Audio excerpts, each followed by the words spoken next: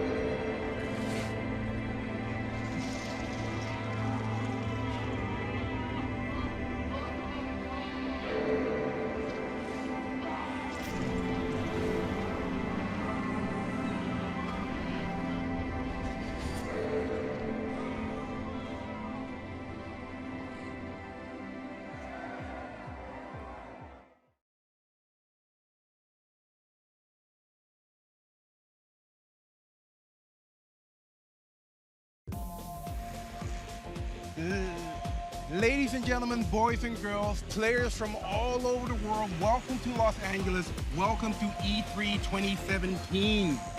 Our show will start at 1 p.m. But before then, we have an action-packed program.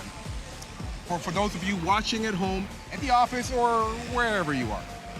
Anyways, for those wanting to join us, join the social media conversation, use hashtag UBE3, or join the conversation on Twitch, Facebook, smoke signals. We listen to anything. Justin. We are so excited to be back here in LA once again for the Ubisoft conference. We've got an amazing show for you, and we've brought some friends this year to help us keep things going until the conference. But let's not waste any time. We are gonna send you to home base behind the Orpheum Theater. We've got an exclusive game update for you for all the players who love the snow. No, we're not talking about Coast Recon Wildlands. Let's send it back to home base. Let's roll this. Home base. Thank you very much, gentlemen. Yes, we are here behind the Orpheum. We've got Chris, Grace, Hanny. What's up, guys? I'm Zach, and we're going to keep you company for the next little bit, get you set for the conference. There's also a post-show, but we'll get to that in a moment. Yes. All this fun stuff, basically everything we could possibly need. You guys doing well? You feeling good? I'm just happy that the weapons are safely in frames out of your arm's reach. For now. Well done. I We are feel on the threatened. same It's not page planned. already. I don't like I it. expect some good times. And might I just add that we are celebrating some milestone anniversaries for these Ubisoft studios right here. 25th anniversaries for Ubisoft Paris and Ubisoft Bucharest. 20th anniversaries for Ubisoft Montreal. Represent 514 and Massive Studio. And 5 years for Abu Dhabi Studio. And one more, I ate the cupcake. I'm sorry, but 10 years for Ivory Ubisoft Tower. Ivory Tower. Very So nice. congratulations, you guys. I'm going to smash the rest of these a little bit later. And so we have here Thibaut Zimmer from Ubisoft ANSI here to tell us some brand new updates about Steep. So Thibaut, what do you got for us today? Today, I'd like to share with you some exclusive and extreme content from the Steep community.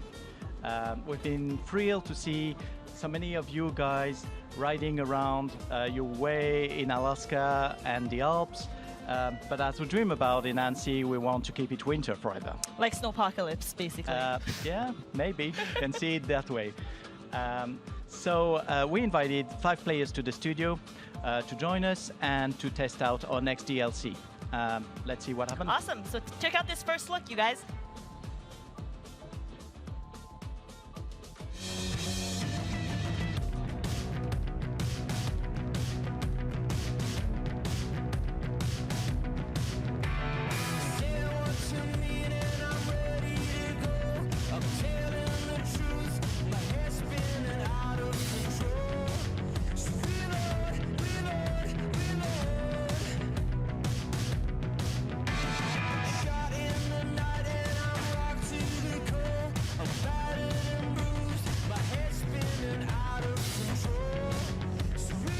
Competitive gaming, no breaks, no lunches.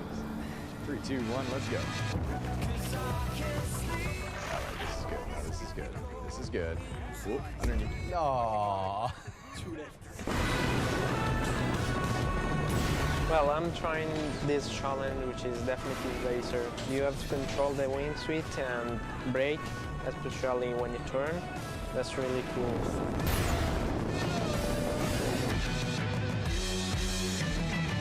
Steep's been one of the most intuitive and most relaxing gaming experience I ever had, because Steep is not about winning, it's about enjoying something. But it's also profound on the combination of sports and nature. Been trying out the rocket wingsuiting.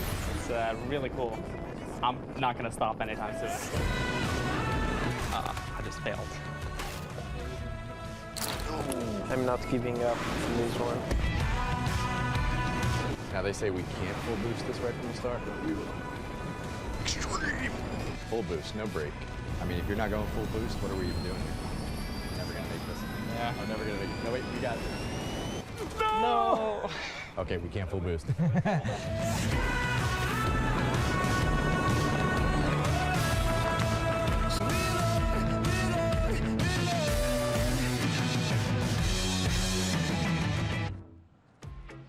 Woo! That was awesome, man. the adrenaline in my veins is pumping just looking at that rocket wingsuit. That's freaking awesome, man. That's amazing. Yeah. So tell me, the video mentioned something about the Yetis. Can you tell us more about what that is or Yes, who they are? The Yetis are Steep's most skillful and engaged players. They come from various parts of the world, and we're constantly interacting with them to collect the feedback, to test work in progress features, and eventually to improve the game experience for everyone. Yeah. This time we asked them to create 4 challenges in rocket wingsuit, in speed riding, and base jump. Those challenges will be available a month of us when we release Extreme Pack on June 27th. June 27th, so that's only 2 short weeks away.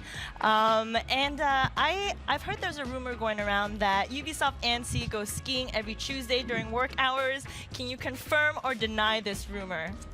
Well, yeah, I can confirm that's team building. That's what we call team building at the studio, yeah. That is pretty kick-ass for team building Temp activities. transfer, maybe? I don't know. Yeah, I mean, I wouldn't mind doing an internship at Ubisoft ANSI. That's an open invitation. That's on the record, by the way. Going to see what we can work out. Thank you very much, Thibaut. Thank you very much. Thank you, Thibaut. Let's go from the mountains to a mountain of a man. Roman, what's going on? Creative director for For Honor. Thank you very much for joining us. You guys have a pretty great relationship with your community as well. It's been a while since you guys have been out now, I guess about 4 months, and a lot has changed. Can you talk to us a little bit about how that has happened and how that's an ongoing thing? Yeah, we have a really passionate community. Since we're live, it's pretty intense. You know, we've updated the game 16 times to improve it, but also to answer their feedback. To go further on that, we've been working really closely with some of our top players from across the world. So I'm sorry, we don't have fancy names to name them, but we flight them already twice to Montreal since launch for workshops to help us shape the game, basically. So what are the workshops about then? They come in, they play the game, I presume, and then what do you do with that experience, I guess? So basically, it's a 3 days workshop. They get to see and play the future of the game. They see new heroes, new maps, new environment, new feature, new everything, basically. And then they sit with the team, with us, and they give us feedback on what's good, what suck, what we should do better, what we should balance. They even beat us at the game. It's really useful, so thank you, guys. So they get to see stuff that no one else sees for a little while. Yes. With that said, what is next for Honor? So the next big thing is coming end of this month with the release of a public test environment. Very nice. Yeah, that's cool. So we're gonna test a feature that the players are really waiting for, the ranked tournaments. So if you're into competitive gameplay, end of June, it's coming to For Honor. And I know related to that, you guys have a contest going on right now. It's actually wrapping up with the tournament stuff, the emblems. Yes, indeed. We have some really creative people in the community. We've been running that contest around designing emblems for the teams that we will use in the tournament feature. And man, in less than a week, we received thousands of proposals. It's really amazing. And you can still continue to vote on the For Honor website. And the winners will be announced in the stream, the Warriors Den, this Thursday at noon. Nice. Thank you very much, Roman. That Warriors Den live stream is actually every Thursday at noon Eastern time on Twitch, YouTube, and Facebook Live. Very nice. Shout out to Mr. Pope back home. Romain. Have a great E3. I think I'm joined now by some friends. Oh! Just Dance community developer Moose and Justin. Hey, What's guys. up, you guys? Well, I was outside in front, and now I'm out here out back. Oh, man. Magic. Hey. It's magic. Happy Magic of cinema. So anyway, for those of you guys who don't know Moose, Moose is the dancing comm dev behind the Just Dance Minutes and the Just Dance World Cup, obviously working on Just Dance. Moose, how are you doing? I'm great. Thank you for having me, guys. So maybe you can start off, tell me a little bit about these Just Dance Minutes. Yeah, Just Dance Minutes is a series of videos that I make for the community. So I just share info from the studio to the fans and also try to also put shout outs and put the community on the forefront. So it's very cool. And show off your moves as well. Kinda. You got some sick dance moves. Like, I follow you on Instagram, and man, those dance moves are sick. Never dance next to Moose in a club. It's a No, bad- it won't make you look good. Oh. Oh. Spoiler. All right then. Spoiler. So speaking about the community, one of the most amazing community events is the Just Dance World Cup. It's probably one of the most unique esports competitions. Can you tell us a little bit about that for those who aren't familiar with the World Cup and Just Dance? Yeah, we've been having the Just Dance World Cup for 4 years now, and we actually have a bunch of our Just Dance World Champions who are in the as star players at E3 this year, so it's pretty cool to have them. And yeah, so it's our biggest community event, and I just want to give also a shout out to our new world champion who is from Turkey. His name is Umutcan, so hi Umutcan. Hi. And yeah, so yeah, we were very happy, and I think we have a lot of cool stuff that are coming up. Awesome. So I had the pleasure of shoutcasting the World Cup this year. It was a great opportunity for me to catch up with some of my favorite members of the Just Dance community, but you took it a little further, didn't you? Yep, because as you know, the Just Dance community is like a big family, a worldwide family, and we thought it was cool maybe to show you two of these fans, the members of this family, who actually bring the Just Dance spirit to life. Let's check out the video right now. Yeah. I've always had a passion for dancing. Just Dance has completely changed everything, like everything. I know before Just Dance started, I was very like lazy and unmotivated, and I just wanted to like eat food all day. I discovered dancing 7 years ago thanks to Just Dance. It was through a TV commercial for Just Dance 2. The next day I bought it and I played alone in my bedroom. It's been almost 3 years since the first Just Dance World Cup, and I can't even really imagine where my life would be today if I hadn't competed. I met amazing people and I experienced things that I never would have if I'd stayed at home in my little town. I saw a Facebook advertisement for the Just Dance World Cup, and they said that whoever would qualify for each country would be able to be flown to Paris to compete. I ended up ranked as one of the best French dancers on Xbox Online, and they called me for the qualifying sessions for the first World Cup. I didn't think that I'd qualify at all because I was a really bad dancer, but I thought it would be fun to try anyway. My first World Cup, I finished in the top 16. The next year in the top 5, which was kind of impressive because when I started, I couldn't even dance. After the first session, I was ranked #1 in my category by a long shot, which I wasn't expecting at all. I didn't really go to win. I just went to share my passion. It got me to dance on the stage for a first time. It sent me to E3 for the first time. It's now my job. I didn't know what to expect the first year. I was just going there to have fun. Actually, the coolest thing was I met lots of people just like me. At the World Cup, I found out about Twitch and learned that it's a website where you stream games. So I decided that I would stream Just Dance because not too many people were dancing. To my surprise, it worked out pretty well. After I was featured on Twitch's Partner Spotlight, my channel exploded. I started getting sponsorship offers, and I decided that would be a good time to quit my job and go full-time with dancing. Dancing has become my daily ritual. I rehearse the choreographies to try and beat my high score every time.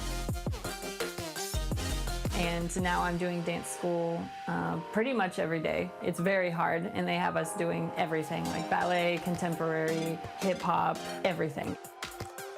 We regularly organize flash mobs in Paris. We just get together and dance. And really, that's the spirit of the Just Dance family. To me, Just Dance represents unity, I guess is the right word. And I am who I am today because of Just Dance. If you want to join the Just Dance party live, you can do so on Instagram Live Stories. What's up? Hey guys. Hello. You guys are here. Hey, we're back. Yeah.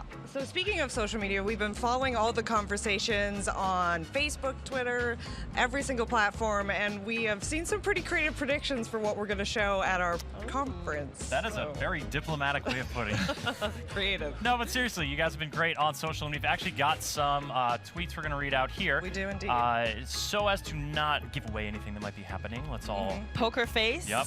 Show nothing. Let's do it. Okay, so first one, Asniak says, calling it now, someone is going to dab on stage at the Ubisoft press conference. I think somebody just dabbed at the press show. Moose Moose kind of did did it. that. But if it was going to happen on stage. Oh yeah, who Right. would it be? Who would it be? Eve. That's the Eve? big. All right. It's the big surprise ending. You better do it. Nobody Yeah. but the #1. You can lock that in. Realistic expectation. Done. Yeah. We've got Harrison the fan sharing my E3 prediction. Ubisoft will show us how to make your own Rabbids body pillow. Oh, rabbit body pillow. That's, Sounds fun, like a little Basically, DIY. Yeah, I mean, life size, like Chris size. oversized rabbit pillow right here. Go on and give it a little snuggle. Do what you will with it. I'll snuggle. They're very cuddly. Yeah, let's just move to the third tweet. G Squad Gaming says Ubisoft pronounced 45 different ways. So 45. That's ambitious. I think we could do it. We Yeah? definitely can. Ubisoft. The team at Ubiquitous Software can do anything, folks. Indeed. Classic. So as you can see, we're keeping an eye on social and looking for a few lucky winners to receive some merch from the UB Workshop. We've actually got a few of those pieces on set around here. They're hanging on the wall. Yes. We've got I'm Hidden so Blade jealous. from the Assassin's Creed movie. We've also got the Apple of Eden. And it glows. I want the steering wheel. The steering I'm wheel going is for the not steering wheel. included. Cool. I want the axe. I'll just go ahead and walk away with that one, man. Pry those off. And finally, we got Wrench Jr. here. This is like a little app-controlled robot. Yes. It has two different costumes. It can be like the Watcher Bot or Wrench Jr., depending on how mischievous you're feeling. So that is going out to some lucky winners on our social media feeds. Thank you guys for tuning in there. And I guess that's it for our social stuff. Okay. And we're on to the next one, Zach. Well, I do see some wonderful humans walking over, so that's good. Who are Got these Justin. handsome fellas? I'm Zach. Oh, so sound and crisp. I love it. Geoffroy? Leroy? What's up? We got some wonderful friends from Rainbow Six. Yeah, joining what's us. going on, Zach? How you doing, man? Oh, things are good. You know, E3ing and feeling pretty festive. Yourselves? Everything well? Everything's great. Glorious. I understand we have an opportunity to talk a little bit about live design and how the game has evolved over the course of, I guess, 18 months or so. I know you have over 2 million people who connect on a daily basis to play Rainbow Six Siege. And I also know that the game has changed dramatically in that time. So let's talk a little bit about that process and how things go from feedback to actionable items that that the team can work with. I'd imagine it starts with the community team. Yeah, so it really does start with the community, and the Rainbow Six community is the most dedicated, passionate community I've ever worked with. They are so engaged on all of our social media, on Twitter, on subreddit, on YouTube, on all the things. Snapchat. On the Snapchat. With the waggy tongues. Yeah, absolutely. And just a quick shout out also to two Reddit moderators that we have that we flew out to LA that are in the audience Orpheum right now. They're in the Orpheum right now. Yeah, SPD and Karen. They put their heart and soul into this game, into this community, and also to our amazing community team as well, Epi and Ludo. Very nice. Craig and Luis. Now I know that you guys wanted to talk about one specific change going back a little while, right? Yeah, so we're going to take a look at Pulse and how we use that feedback and really boil it down to the core message. And you guys post about Pulse's gadget about a year ago. Useless.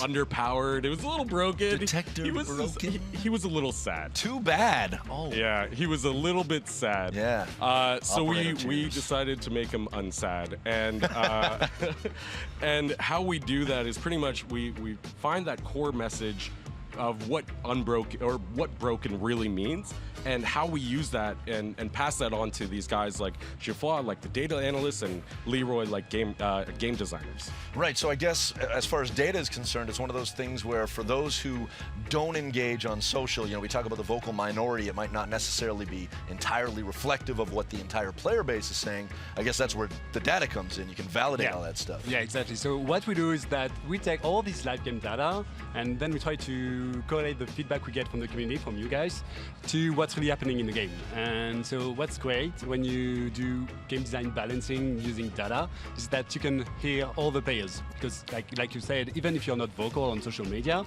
we can still hear you, because everything you do in the game just has an impact on balancing. Like from the operators that you pick, the weapon loadout that you select, or even how you use your gadgets. So all that information gives us some context, because we have like the focus from the community, but data and that's the players' quantitative action that we're seeing there, Yeah, exactly. So all of that gives us some context to just really target the core issue and see how it's happening in the game. So as a player, even if you're not active on social media, you can just play the game and you're already helping us a lot. Like, you're giving us tons and tons of information about what's happening in the game. But in the case of Pulse, so it was about a year ago when Justin and his team came to us and said, okay, we have this issue with Pulse, and as a player, you can feel it. You see that, well, it's not great, this gadget. But like, we wanted to check the data. So what we did was that we looked at the number of opponents you would detect when using Pulse's gadget, and we saw that on average, I think we have a graph. Yeah, I think on average, you would detect someone every 2 usage of your gadget.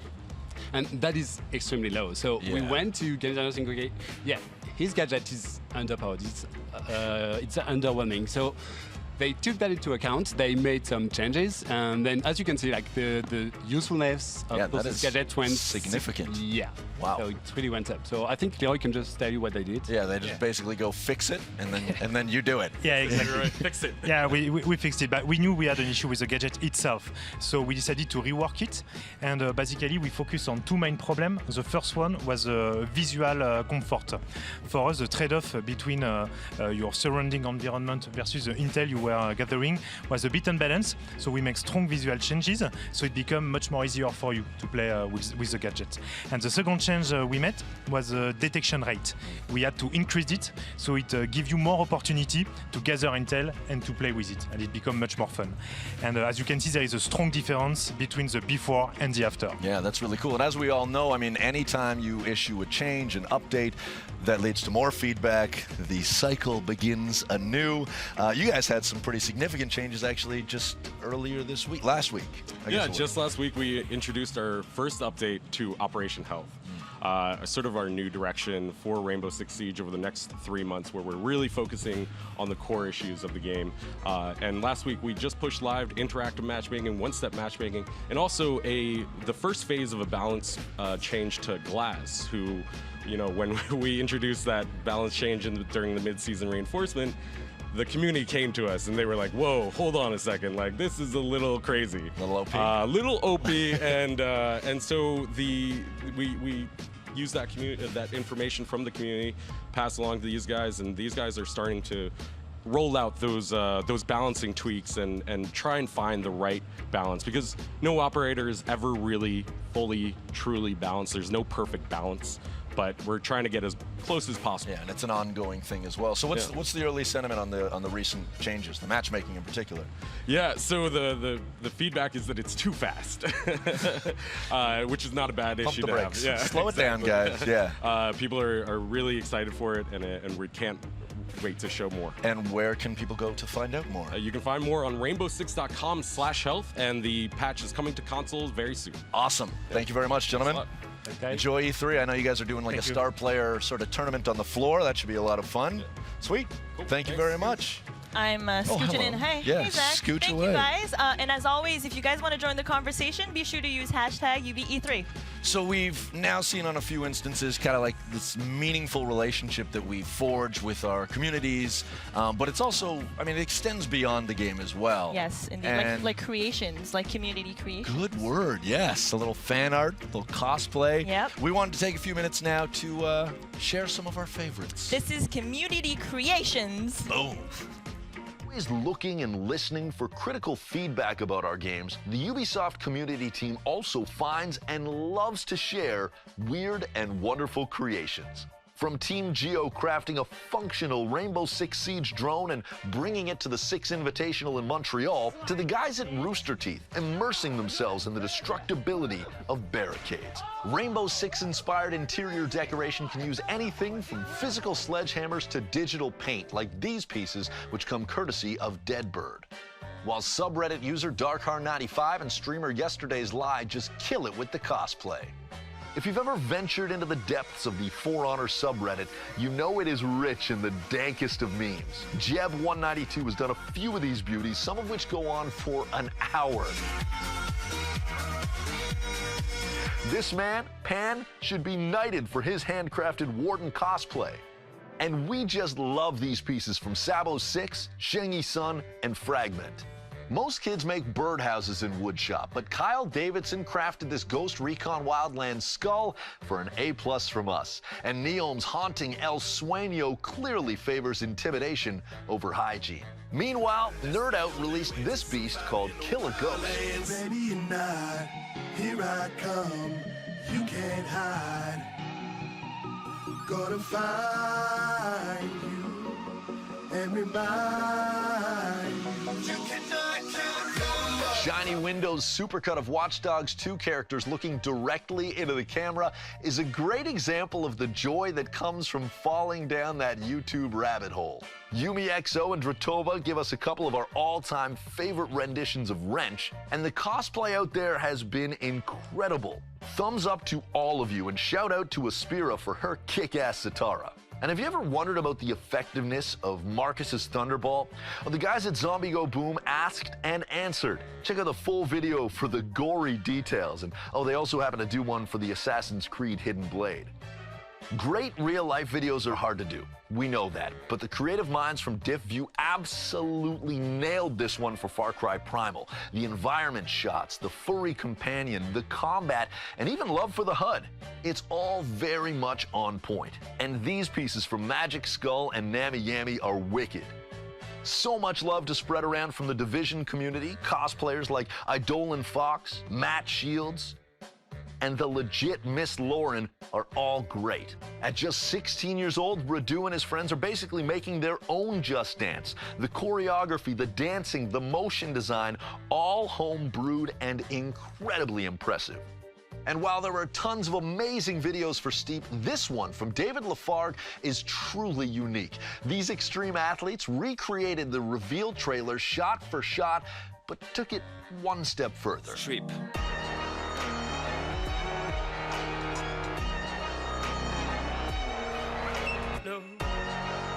So good. Watch where you step with this last one, though. Nitris started this Reddit thread with a keen observation about our new logo. Youthy put out the call to action, and then Frightening Medical Koi delivered, putting in work modeling and printing the Poopy Soft. To all you creators out there, much love. Hey there, folks. Chris Waters here back at home base, and I am joined by a man you may recognize from such conferences as Microsoft's yesterday. It's Jean Guédon, the creative director on Assassin's Creed Origins. John, how are you doing, my man? I'm doing great. I mean, yesterday was fantastic. It was such an experience, and we're really, really happy to be finally able, to talk about the game. Absolutely. I mean, lots of excitement yesterday, but it's just the tip of the iceberg. I mean, there's a lot to come here. This is a big game. Indeed, the game is huge. It's enormous. The scope is big, and obviously we won't have a 4 hours long conference, like last year. But even then, we wouldn't be able, to show you the entire thing. And this is why we want to show you more actually today. Today, after the conference, it's going to be 30 minutes of live gameplay, and we are going to be here with Ash and Carl from the dev team. Stick around after the conference for that, but of course, lots of excitement to come before then. So to continue with the show, let's toss it out to Grace and Leon for the bestowing of the golden ticket.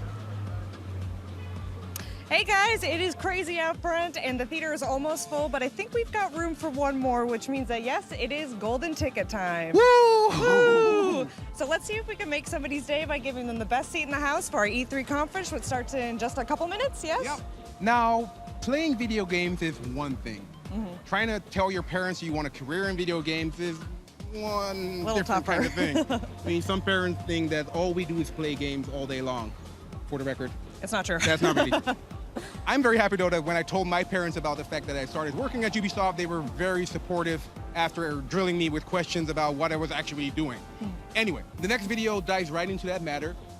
How to tell your parents you want a career in video games. I remember the day I got home and I told my dad to sit down, and then I told him I wanted to switch from a career in banking to a career in video games. I had to calm him down a bit. It took him a good few months to really come to terms with the decision. That's a good question. Oh, man. I didn't know I had to tell my parents, so I didn't tell my parents. It's very hard for me to tell my family what it is that I actually do. Like, they have somehow in their minds, they think that I'm playing computer games all day. I was taking my studies in computer engineering, and I told my dad I really wanted to go to school as an animator, and he said, no way, you're not doing that, you're finishing your studies. I was in my 3rd year of law school when I told my parents I wanted to work at Ubisoft, and they were like, what's that? Is that a law firm? And I said, no, it's a video game company. And they were like, oh, I've never heard of it. They were really kind of shocked because this is not a real, let's say, job. They didn't think this was a I think. My dad was afraid. They are Cambodian Civil War refugees. Their only goal was to earn money and just enough money to have a better life. He told me, honestly, I didn't believe in you at all, but today I'm proud of you. My mother started me making video games when I was about 8 years old. She learned how to program herself and then taught me how to do it. So I was making my own video games ever since I was a little kid.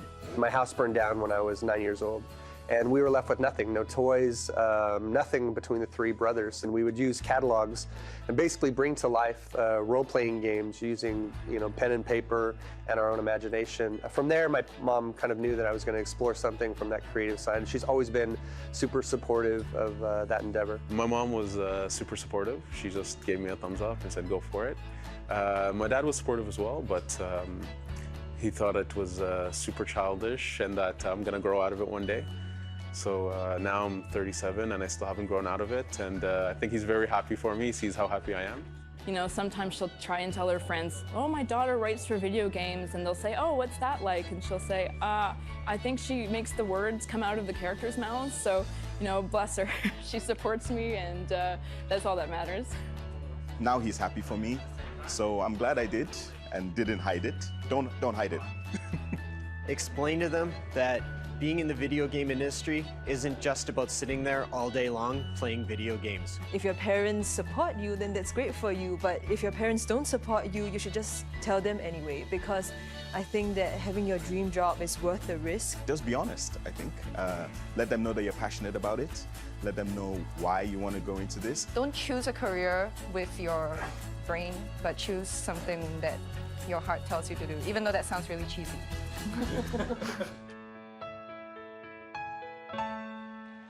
All right, all right, all right. Yes. Everybody make some noise. All right.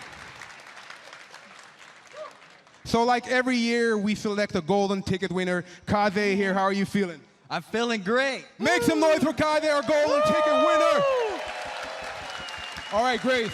Yes, we are pretty much at showtime, so that means cell phones off, no smoking, which means e-cigarettes, vape pens. Look, we get it, you vape, just, keep it outside, because this is California where the weed is legal, but smoking a cigarette will get you honeyed and quinoa. Well, I must say that I kind of enjoyed that yesterday, but that's a different story. Just a announcement for the people here in the theater. In case of any incidents, please follow the guidance of the very well-educated Orpheum staff. But before we start the show, we have one more video. A video created by you guys, the community. Without you, we wouldn't be here. So, roll it.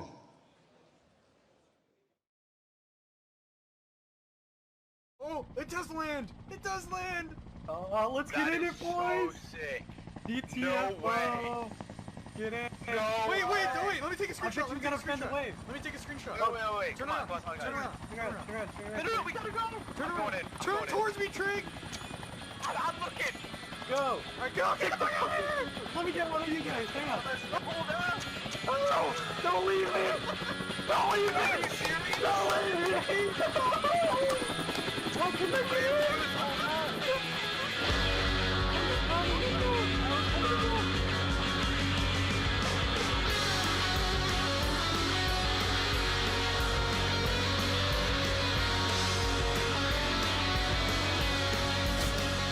Look at this dude.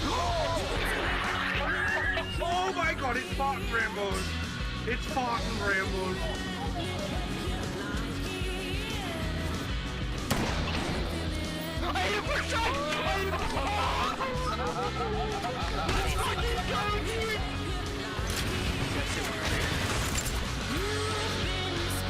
Oh, we're getting hooked up over here.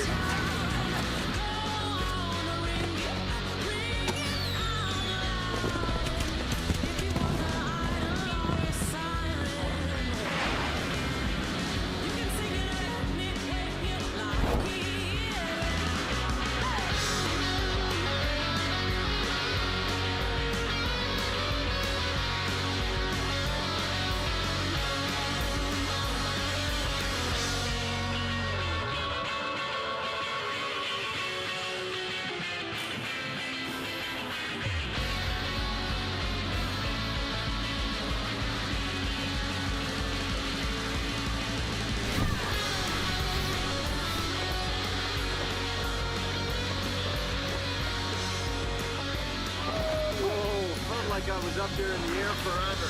You can sing it and make you like it. You can hear it and make you like it. Oh my. Right in the fight. You can sing it and make you like it. You've been spreading my name around town. Go on, ring it out loud. If you want the item or a siren, you can sing it and make you like it.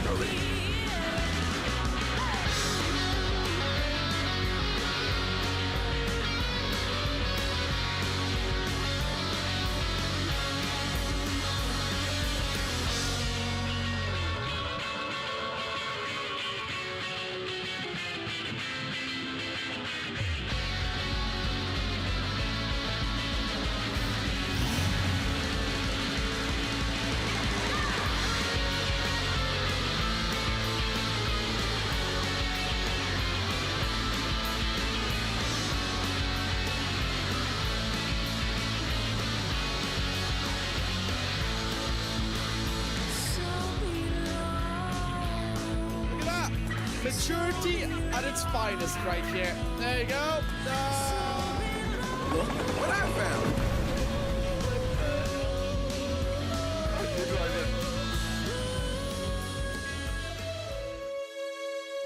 Hey, good.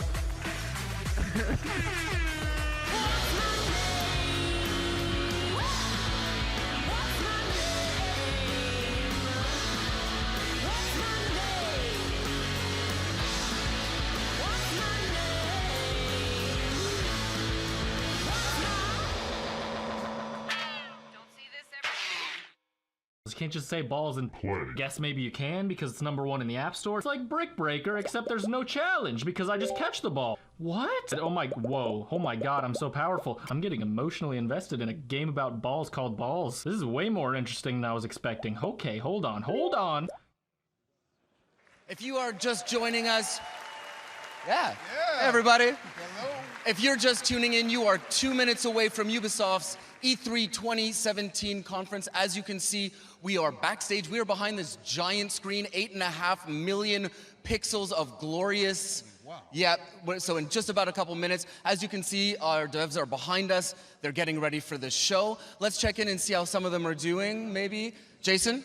Hey. Hi, Jason. Sorry to surprise you. Come over.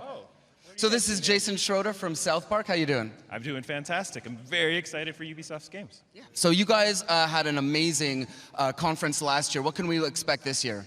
For South Park this year, it's all about the booth. We're doing hands-on tin pods at the booth, and we're taking people through the first night of them as a superhero. Very cool. So I heard that this demo has an interesting location. Can you let us know about that? Sure. So it's the local strip club at South Park. It's the Peppermint Hippo. You are, of course, superheroes. You're going to be sneaking in, and we wanted to make sure it was an authentic strip club experience. So the whole editorial team has been flying around the world, going to every strip club. They keep sending me reference. You guys can stop making it rain for immersive games. I got it. We have enough reference now. Please stop sending those pictures. Thank you. Awesome. All right, Dan. So, Dan, you had an announce last week for Far Cry 5. That went great. Yeah. One of the things I've noticed is that every time you go out on stage, you look super calm. Does it get easier year after year? No. Not even a little. I'm dying on the inside, dude. All right, I think we're all definitely feeling the nerves, even all of us here backstage. So, a lot of people work on Far Cry. Is there anything that you'd like to say to all the teams here in the theater, maybe? For sure. And everyone at home in Ubisoft Montreal and around the world? Just, it's, games are a labor of love, and the teams are big, and they put in a ton of effort, and I just want to say thank you to everybody on Far Cry. It's totally worth it, and the game looks amazing. Fantastic. All right. Let me just take that opportunity. We've said hi to our communities. I want to say hi to everyone at Ubisoft World. I know you're watching. You're up late around the world watching this, so hi to everyone at Ubisoft World. Now, the devs seem to be ready. Leon? Are you guys ready in the theater? No. Come on. You don't even know what we got for you. Are you guys ready? Make some noise. All right. All right, so one last time, if you want to get at us in the community, use the hashtag UBE3. And I think there is only one person appropriate to start this show, CEO and co-founder of Ubisoft, Yves Guillemot. Everyone, please, Yves Guillemot. Hello. Yves, I believe the honor is yours. Would you do the honors, please? Yes, sure. Let the games begin.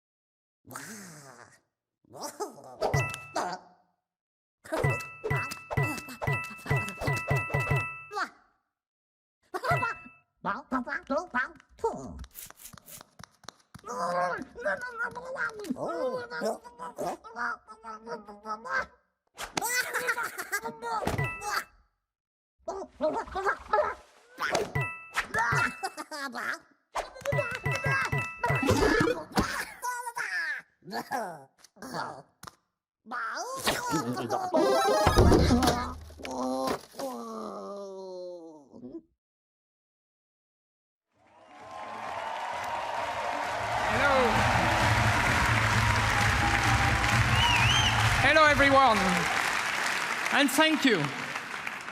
We've always wondered what could happen if our crazy rabbits were unleashed upon the world of Mario. Today, the dream is reality. And to talk about this unexpected encounter, it is my great honor to welcome a very special guest, someone I truly admire. Please.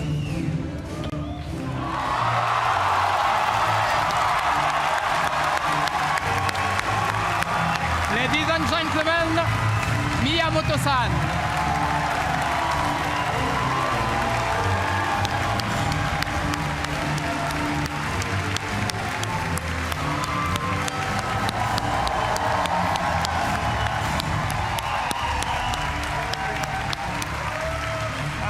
Thank you for coming. We are so happy to have you today. So what have you brought with you? Well, What did you bring? this is a life-size replica of one of the weapons from this game. Wow. Cool, I'm sure you love it. I brought one for you. Okay. Oh, thank you.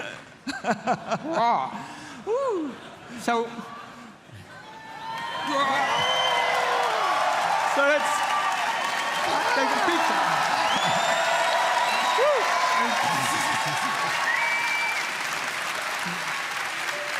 Bill-san, he can help our conversation. Okay. これほら、ね、ゴーストリーコンのとちょっと違うでしょ? These are a little bit different from the weapons you see in Ghost Recon. 可愛いでしょ? Yeah, very different weapons they're for cute. very different worlds. This one is, I think, very effective in the world of Mario and Rabbit. So, should do well.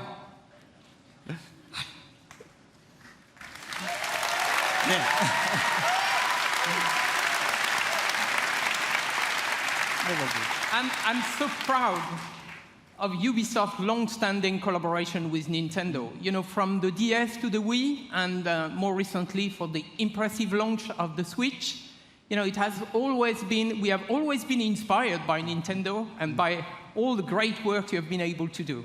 そうですね、本当にいつも UBI さんにはね、協力いただいてありがとうございます。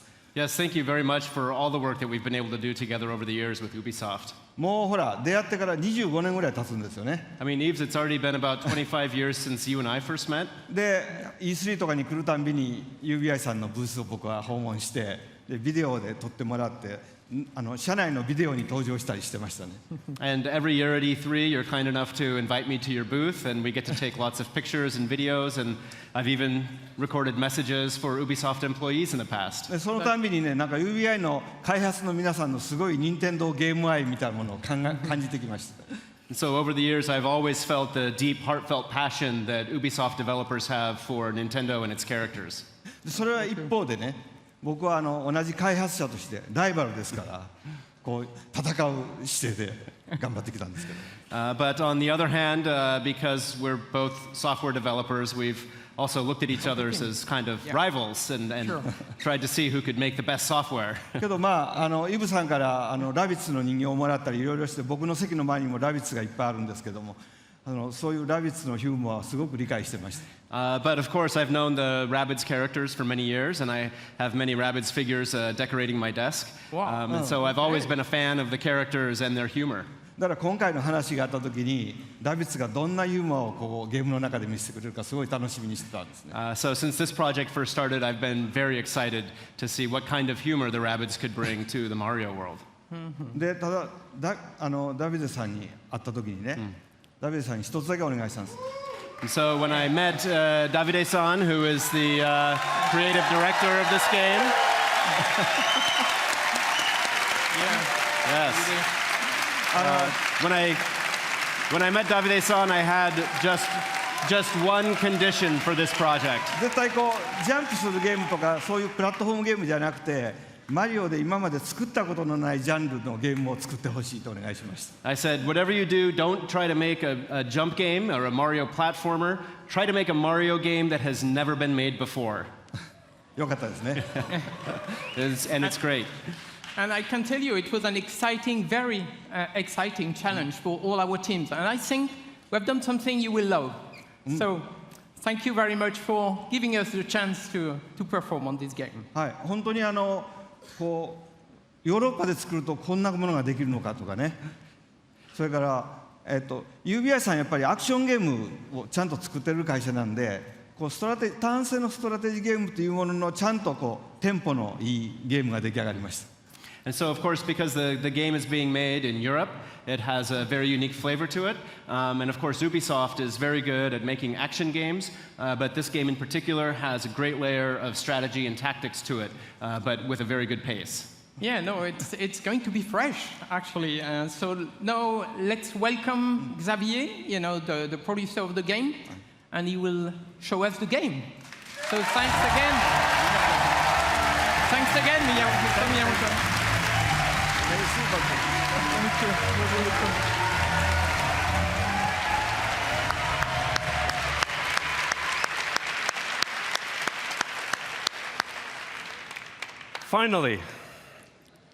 Finally, we can talk about this project. So we've been working on this game for more than 3 years now, and to be at E3 today on this stage is just super exciting. So, what is this game exactly? So Mario plus Rabbids Kingdom Battle is a tactical adventure exclusive for the Nintendo Switch, and let's check right away some gameplay.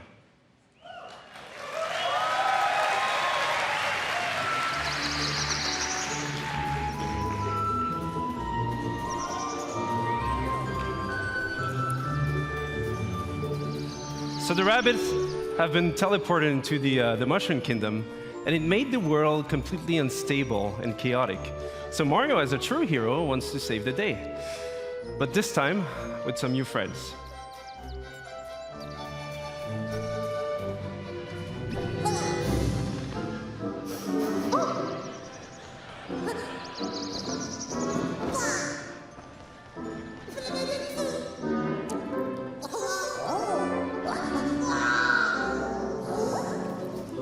And at first, they don't really know each other, but in the end, they will form this dream team that will potentially save the Mushroom Kingdom.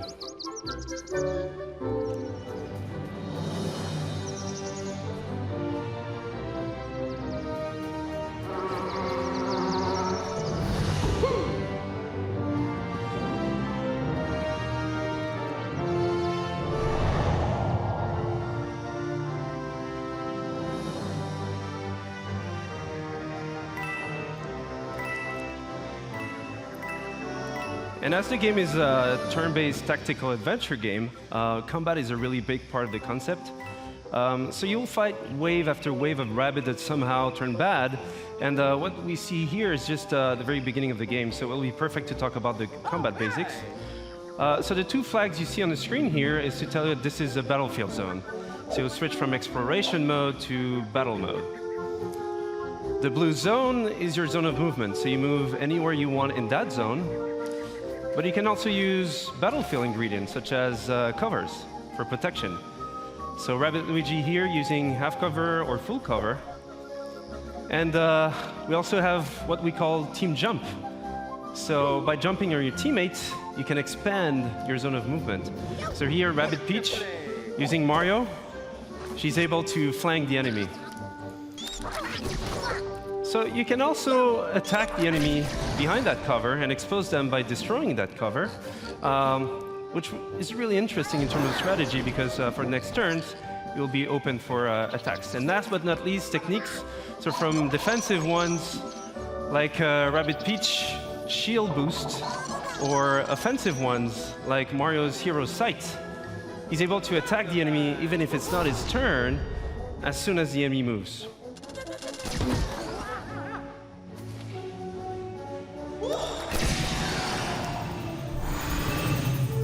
So this is a very core aspect of the game itself. So you mix and match attack options, movement abilities, techniques, but we also have other ingredients such as pipes, rabbit pipes.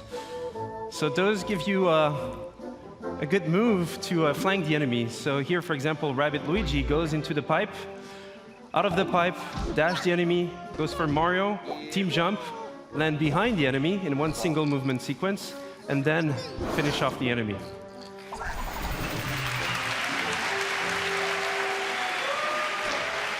And what we see here is actually explosive cover. So those have many type of super effects, and this one was a push effect. So you can push heroes or enemies out of the boundaries.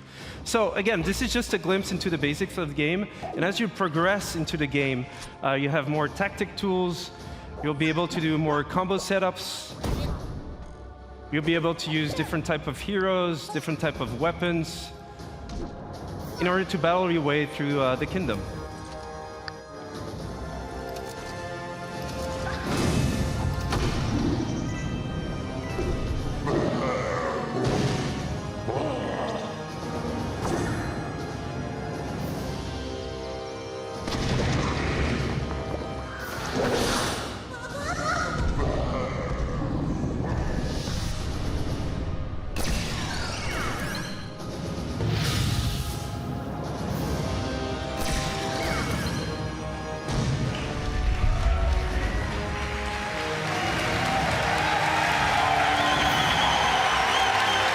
Thank you.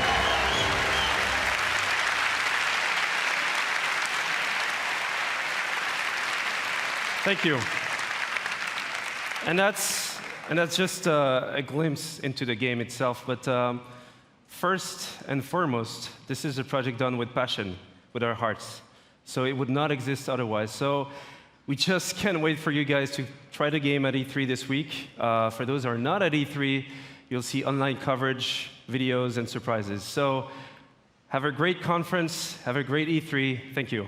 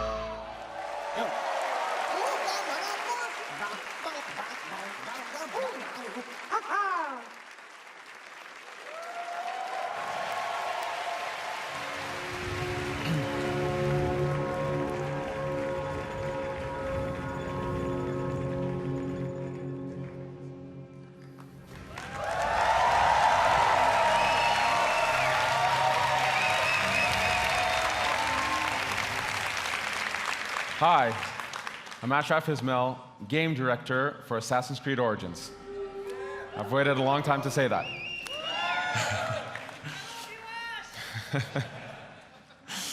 Almost 10 years ago, I, as many of you, fell in love with a game. That game took us to the Third Crusade. And we fell in love again when it took us to the Italian Renaissance. Over the years, this amazing series has taken us to the American Revolution, the French Revolution, Victorian London, and of course, to the Republic of Pirates. For the 10-year anniversary of Assassin's Creed, for our fans, for ourselves, and for all newcomers, we wanted to go back, very far back, to show how it all began.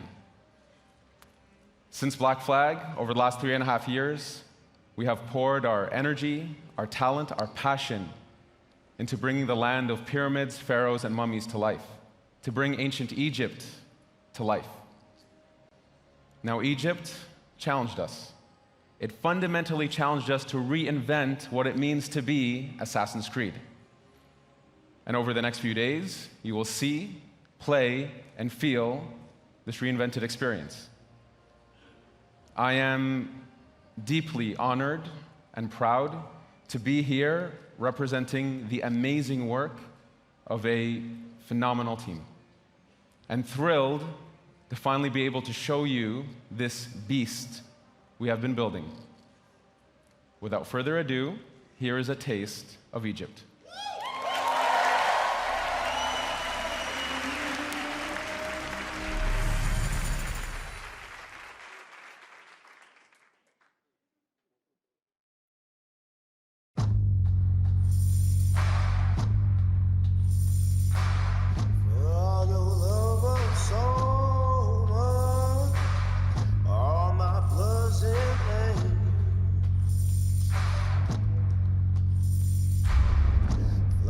Across your screen, got you in the air.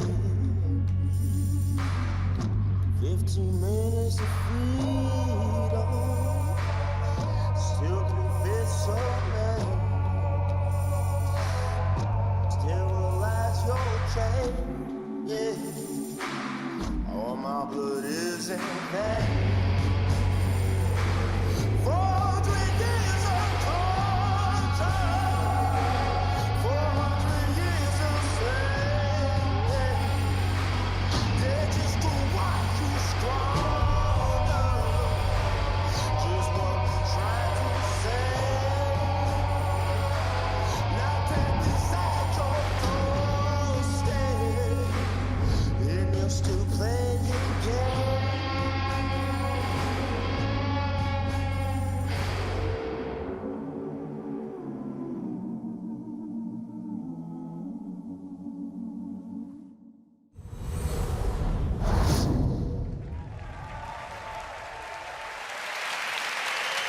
Thank you. Thank you, thank you, thank you. As an extra treat, let's check in with home base, where we're going to get a glimpse of what you'll see right after the UB conference. Hey there, folks. Chris Waters here at the home base with Hanny Duong and Carl Lua, producer on Assassin's Creed Origins at Ubisoft Singapore. Carl's here to give us a look at the gameplay of the game. We're going to be entering the open world. We've got a ton more to show you, but Carl, kick it off. Give us a little taste here. Yes, so here we are in the open world of Egypt. This is the demo that we will be showing on the show floor here at E3. Bayek is riding into the Fayum, one of the regions in Egypt, this most southernmost region. It's a beautiful area. We see we've come in from the desert, moving towards this Lake Moris. And let's have a little exploration around here using our Eagle scenery. It's sunny on the lake and it's sunny on the monitor here, but folks, this looks really good. It's running on an Xbox One X. We'll be giving you the gameplay feed after the show. We've got 30 minutes of that coming up, but let's see if we can see from a bird's eye view what Senu is up to. Yeah, so Senu is looking into this military camp and tagging a few enemies here. After the show, we will infiltrate this camp and take it out either through stealth or combat or perhaps ranged weaponry. All right, if you guys want to see more of this, be sure to tune in right after the conference. Chris and I and Carl here will be right here. Ash will be joining us as well. You won't want to miss it. That 30 minutes live gameplay feed is coming up after the show, but for now, it's back to the stage and on with the excitement. That's it for now. Thank you. Thank you. So don't forget that you can watch this demo in its entirety after the conference, live stream from our home base. And for those of you here at E3, please come to the Ubisoft booth where you can live this new experience of Assassin's Creed. Thank you very much.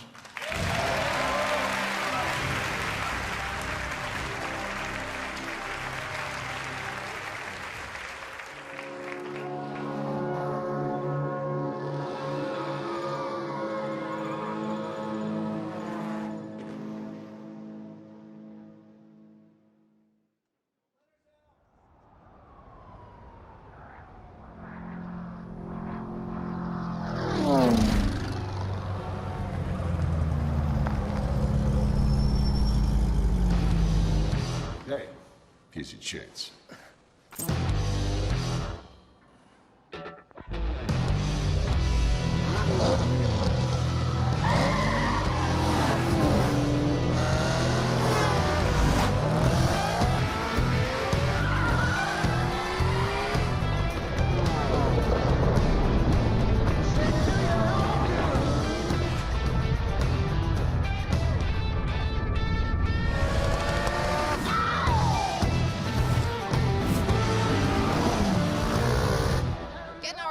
hotshot driver with a promising career dominate off-road racing on his way to the top.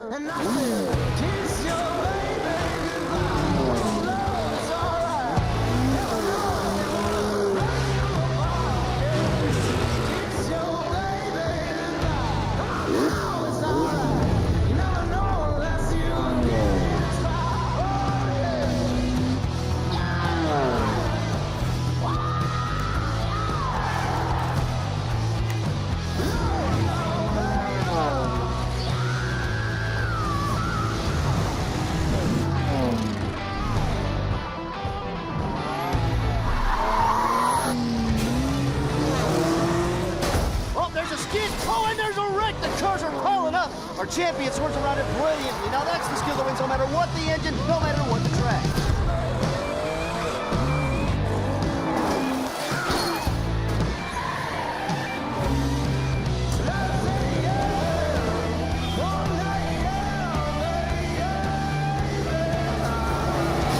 He's this season's undisputed motorsports champion, coming out of nowhere to rise to the top.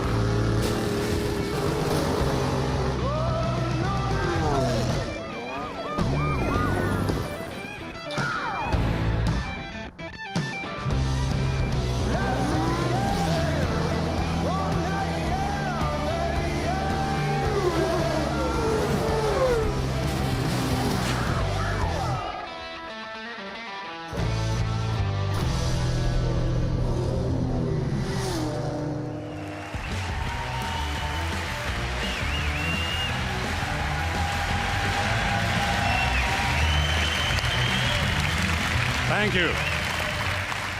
Thank you. Thank you.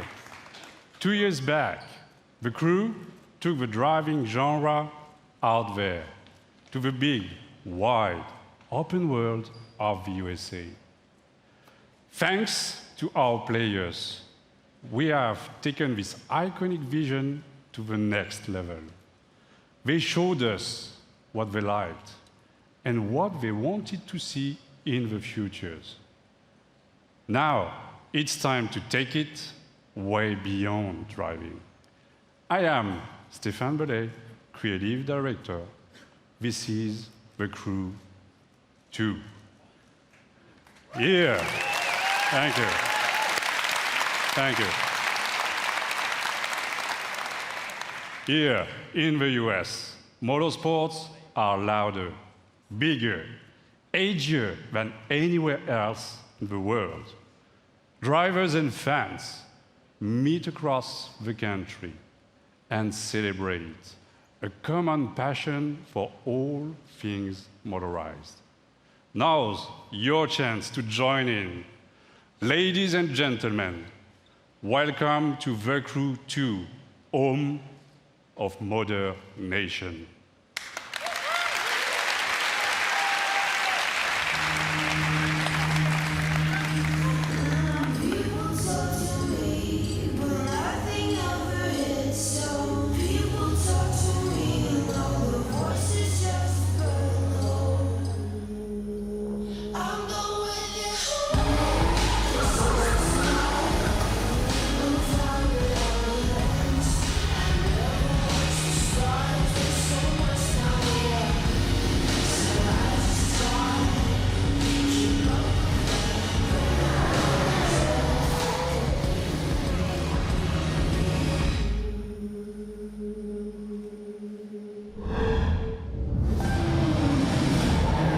In the heart of the city, street racers prove their skills, skidding on rooftops, burning asphalt, and tuning their ride.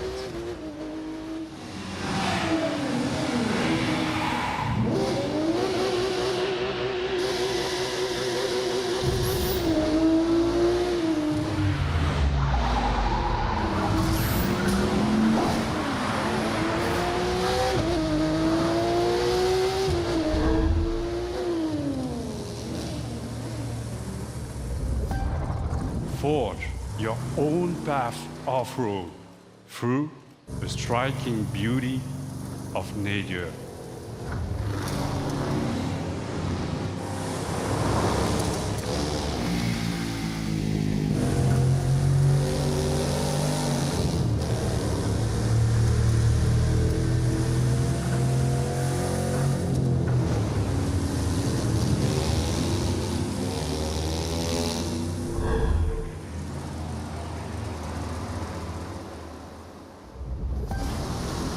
Tame, unpredictable waves on the open ocean, rapid waters, or narrow rivers.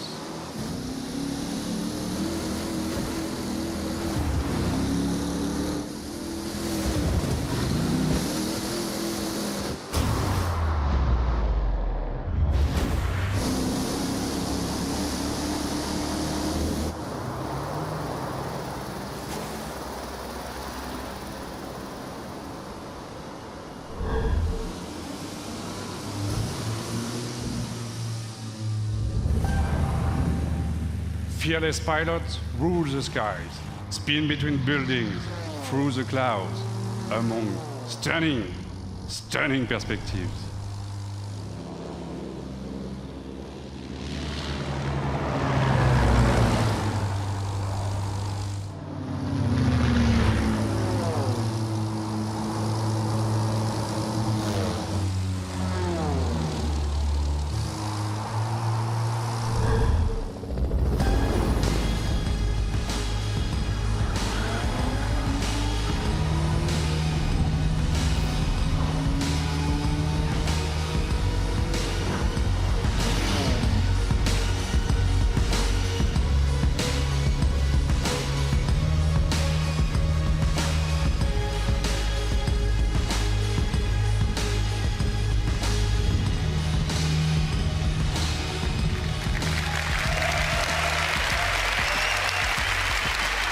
Thank you.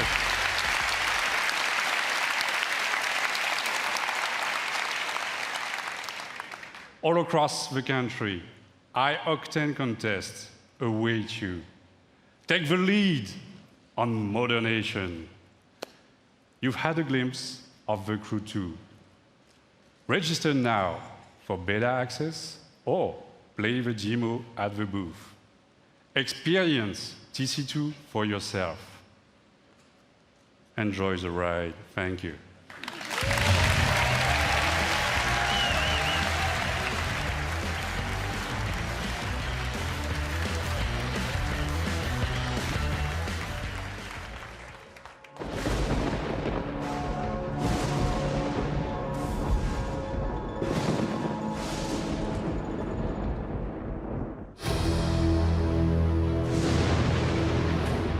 We all started as one team.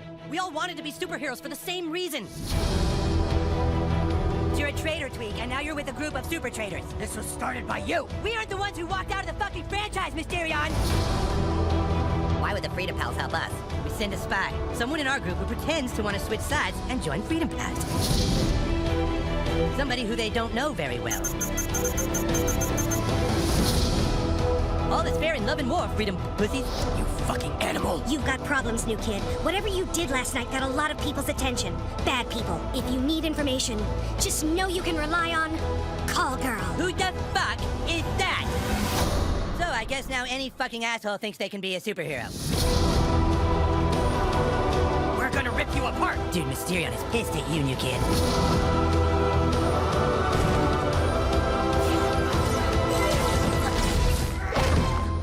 Toolshed. Toolshed is a gadget tier class visionary archetype. And a butt-fucking traitor.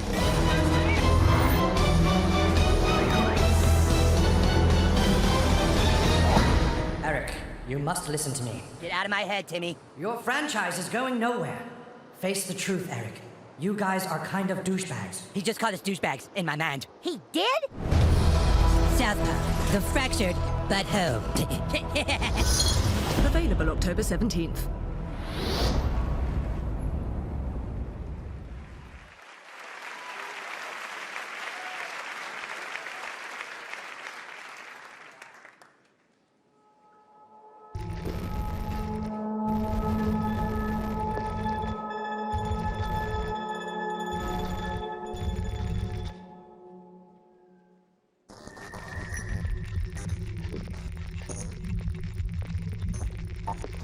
There was this sort of synergy of, well, we're looking to do something interesting in VR, and we've got this division, and you're looking to sort of bring, you know, what sense you have of storytelling within, and put that into the context of VR. You can, for the first time as a player, feel like you are in a movie.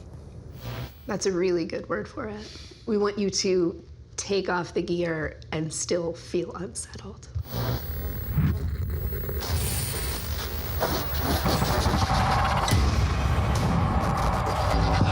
Whilst working with Ubisoft, we stumbled across some fascinating research that had begun in the late 90s. Essentially, neuroscientists had figured out a way to upload brain data, trauma, emotions, memories, to the digital space. Now, we've gone and taken the next logical step, and with Ubisoft, we've recreated in virtual reality one such test subject. So we'd like you to come and join us and experience the Walter test case for yourself. Again.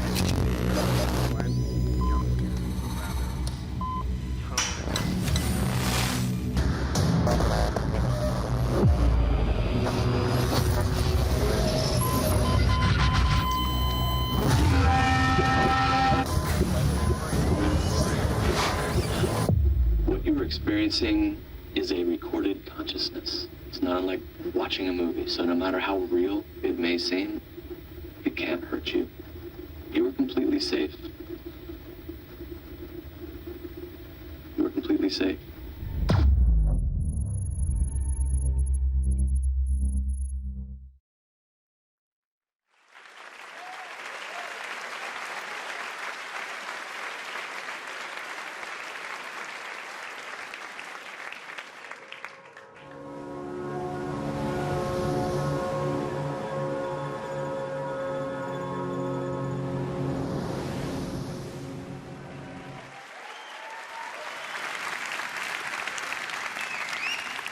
And now, I'm happy to share a new surprise with you.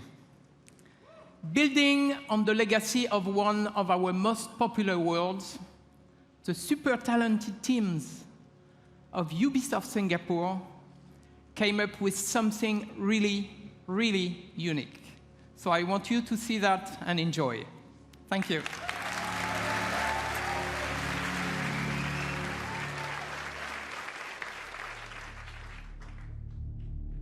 Men from all over the world sail the treacherous trade routes of the Indian Ocean. The riches in their holds fuel their dreams of power and fortune, while whetting the appetites of those they fear most. Pirates.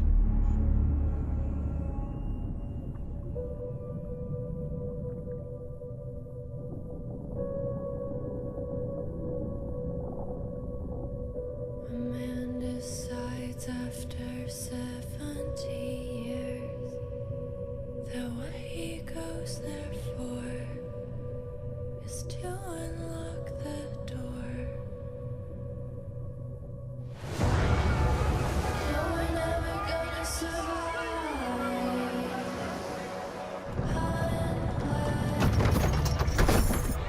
Six knots, sir! 6 knots! Too damn slow!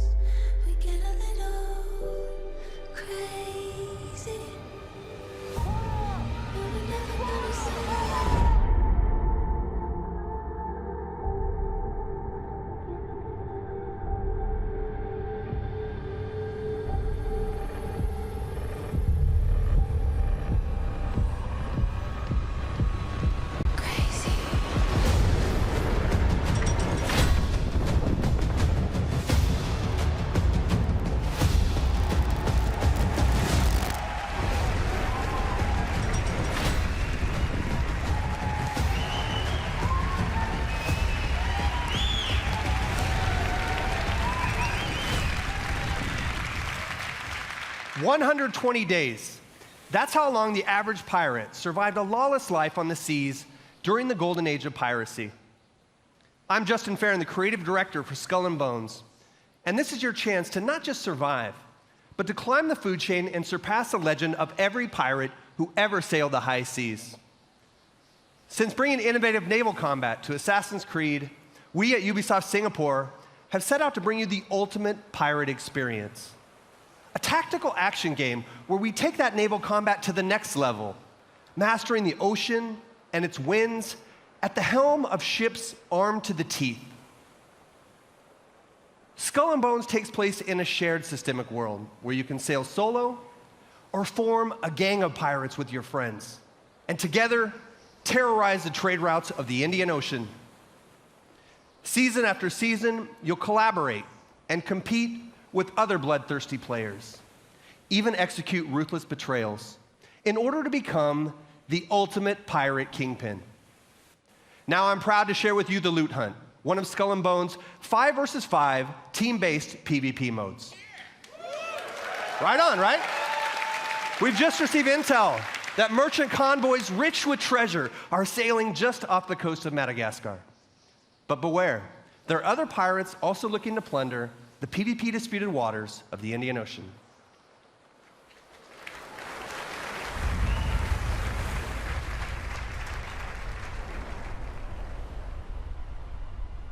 The Priscilla Shallows of Madagascar. Located on the cusp of a bustling trade route, it is the perfect place for an ambush. Here is our gang of pirates, the Raiders, going head-to-head with a gang of rival players, the Cutthroats. Victory goes to the team with the most loot at the end of the hunt.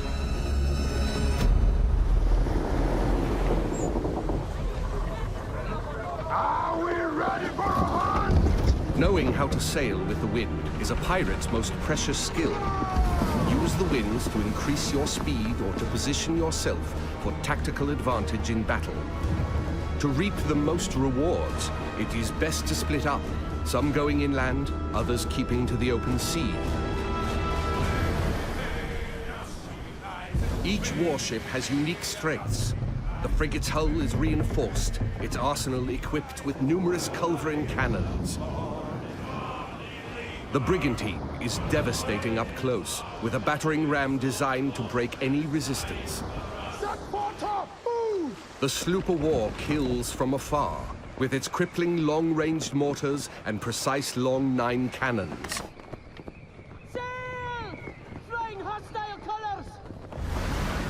All sail! Ride the wind! All hands on deck! Position fixed! Open fire! Nothing will save you now! Brace for attack! Woo! Drown, you soggy nutmegs! Don't let bloodlust cloud your purpose. You're here for the loot, and so are your rivals. Store the goods, then back to your station. The team that escapes with the most loot claims victory.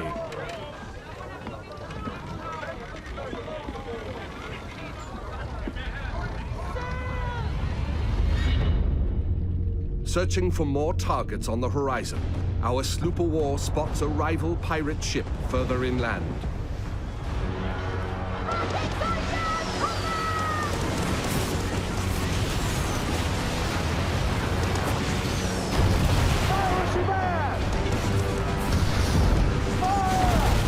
With its heavily reinforced hull, our frigate swoops in to save the day, bearing the brunt of the damage.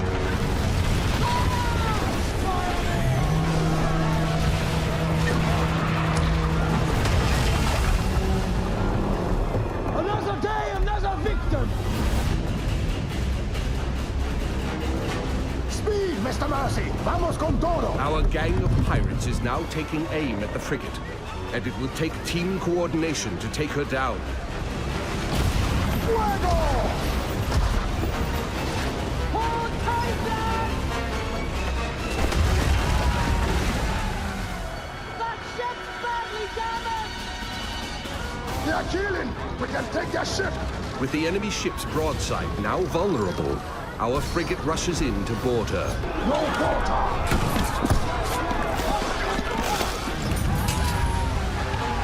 Taste of blackened silver. Fancy snorting some fish piss?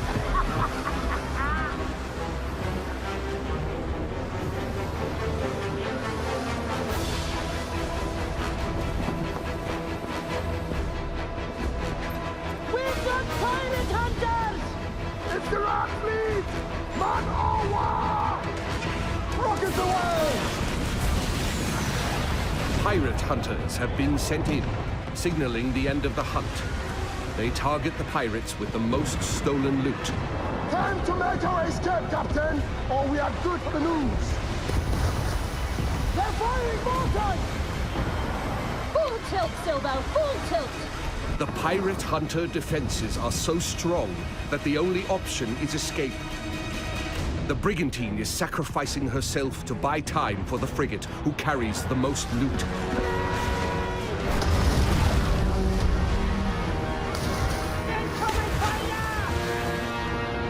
The frigate now needs to make its escape through the reefs. Captain, let's make for the reefs! Successful pirates know when to run, with their hulls full and the wind at their backs.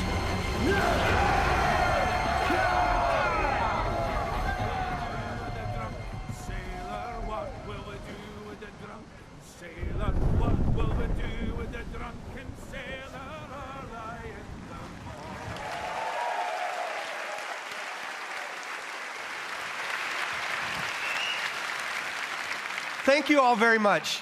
I'd like to invite you to play the loot hunt at the Ubisoft booth at E3. And please register for our live phases online. Oh, and one thing I forgot to mention. The world of Skull and Bones is one that evolves. When you act, it reacts.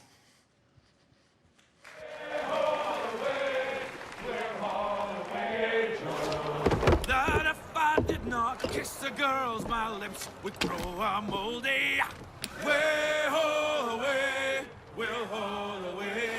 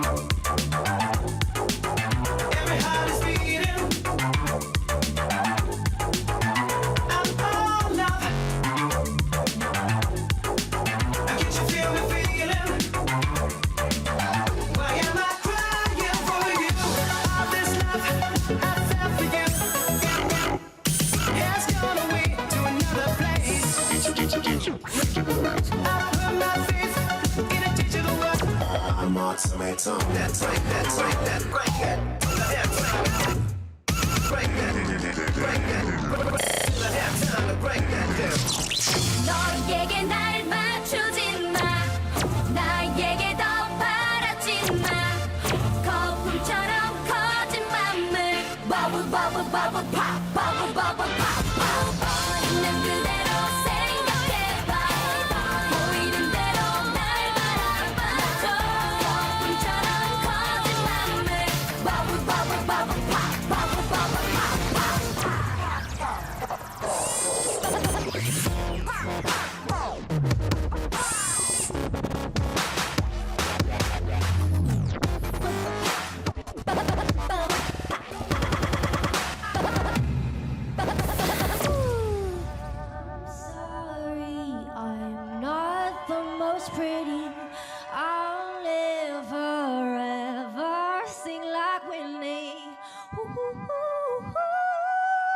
but I still wanna dance with somebody. I just wanna dance with somebody. I just wanna dance with somebody. I just wanna dance with somebody. It could be anybody. Tell me are you that somebody? Don't matter who you are, just love me the way I just wanna dance with somebody. I just wanna dance with somebody. Ooh,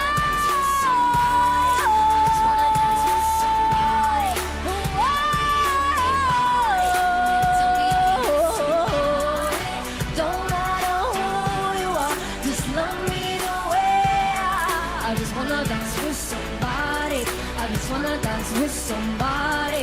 Hey! Hey everyone, I'm BB Rexa, and Just Dance 2018 is out this October on all consoles. Bye!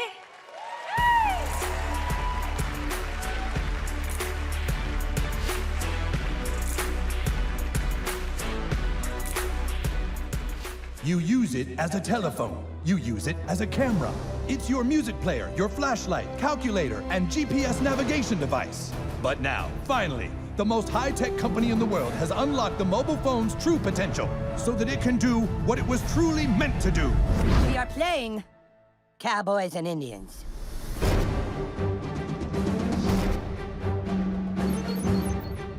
Hey, new kid, we need you to come play with us. Put on some cowboy shit and meet us outside. And bring your phone! Whoa, we're playing Cowboys and Indians, dickhole. Inuits are technically Native Americans. This new kid puts me to shame.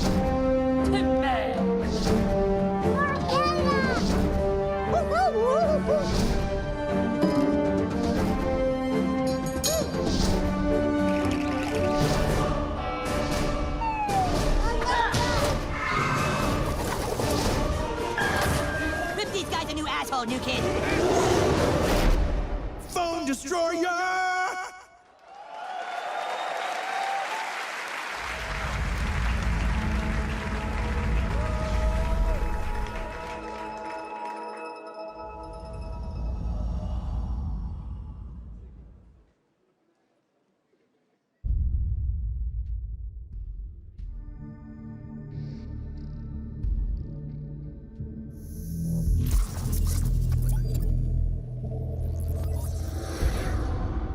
Atlas, jewel of the Pleiades.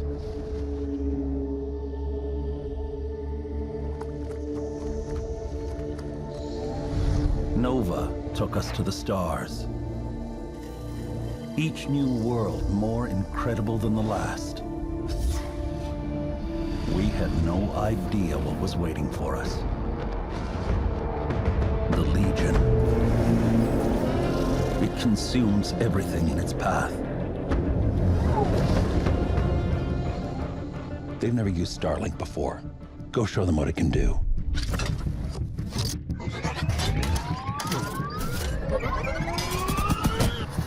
Okay, let's do this. Come on, come on. I got it. Chase, how's it going? Breaking atmosphere.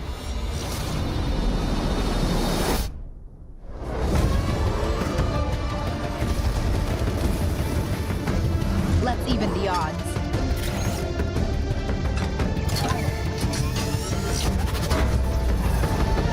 Judge, we need to buy time for me to jumpstart the engine. They are resisting ice barrage. Linking fire loadout.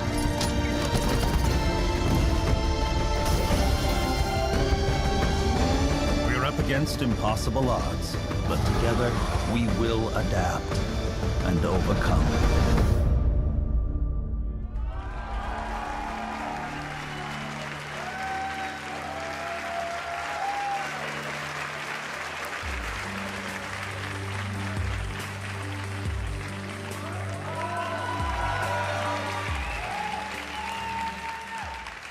Hi, I'm Matt Rose, producer at Ubisoft Toronto. Like many of you, I grew up in the 80s, obsessed with sci-fi, animation, comics, and of course, all the really cool toys. At Ubisoft Toronto, we built a team with a dream of bringing those amazing childhood memories back to life for a new generation. Starlink Battle for Atlas allows you to take control of a team of star pilots in a massive, open, living star system, fighting to save Atlas from the Forgotten Legion. Build your custom starship, and then adapt to new challenges on the fly. Link extra armor and heavy weapons to take on a huge Legion Prime. Search for ancient secrets lost on the worlds of Atlas, or outrun outlaws through an asteroid field. Freedom is at the core of Starlink Battle for Atlas. Collect your way with both physical Starship collectibles and digital versions available, and even take your game on the go using the power of Nintendo Switch.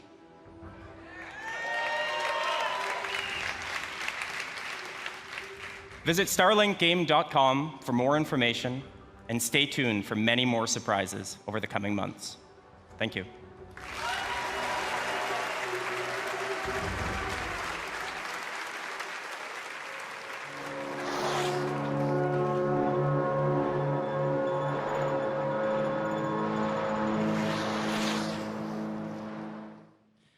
Hi, I'm Rebecca Coutaz. I'm the studio director at Ubisoft Annecy. It's a pleasure for me to be back on stage after our announcement at E3 last year. And we have had since then a full year of support and continuous development of Steep. Since the very beginning of this project, we have been working with athletes, and we have always been impressed by their passion and dedication. We learned how one champion spent 300 days a year on a trampoline to practice for that perfect landing. We learned how others make more than 6 million turns to practice for the 15 they have to race in competition. These athletes, they travel to the world to train with the best, to compete with the strongest, and to challenge themselves with the most experienced and skilled coaches. It's truly a level of passion and dedication that goes well beyond our everyday lives. And when you talk to the very best of these men and women, you realize that there is something they always have in back of their minds at all times. It's a dream that takes years of preparation for just one go at that unforgettable moment. This December, with our first Steep expansion, this is a journey you will take. Enjoy.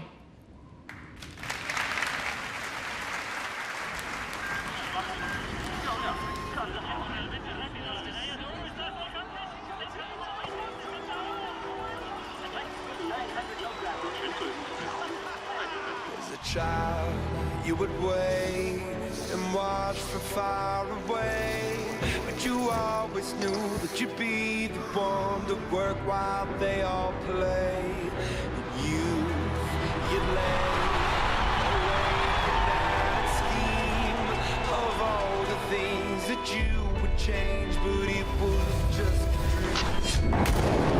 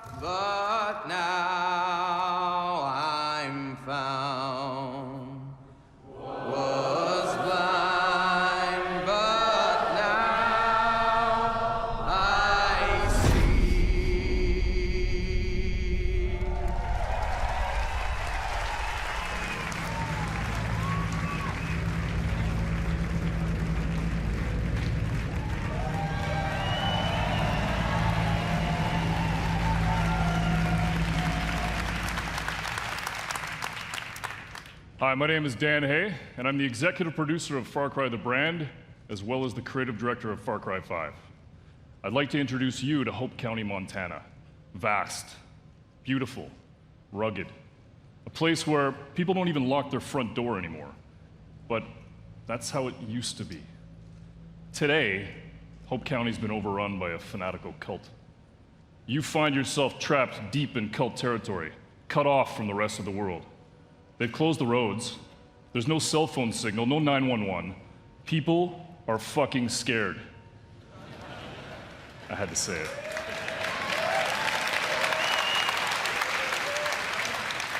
And just up ahead, the small town of Falls End has been completely overrun. If you're gonna survive, you and your guns for hire are gonna need to save it.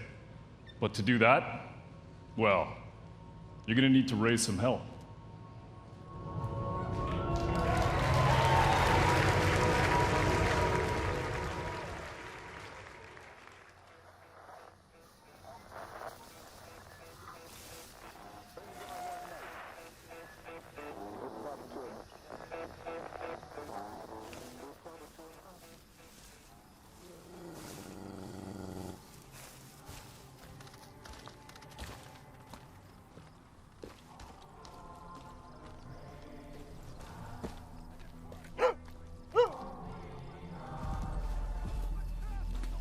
We got piggies.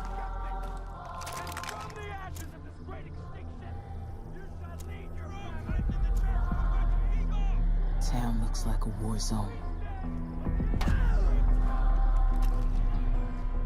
Where do you want me?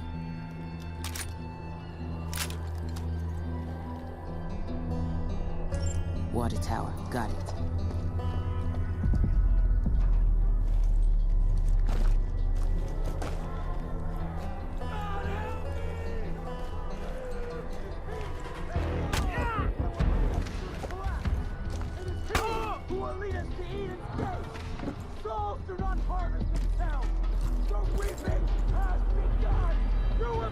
I'm in position. You will be cleansed.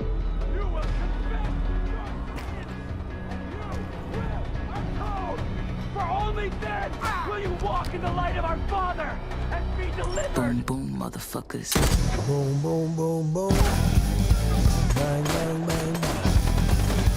Boom, boom, boom, boom. Behind you. Bang, bang, bang, bang. Gonna need more help. I love the way you walk, and I love the way you talk.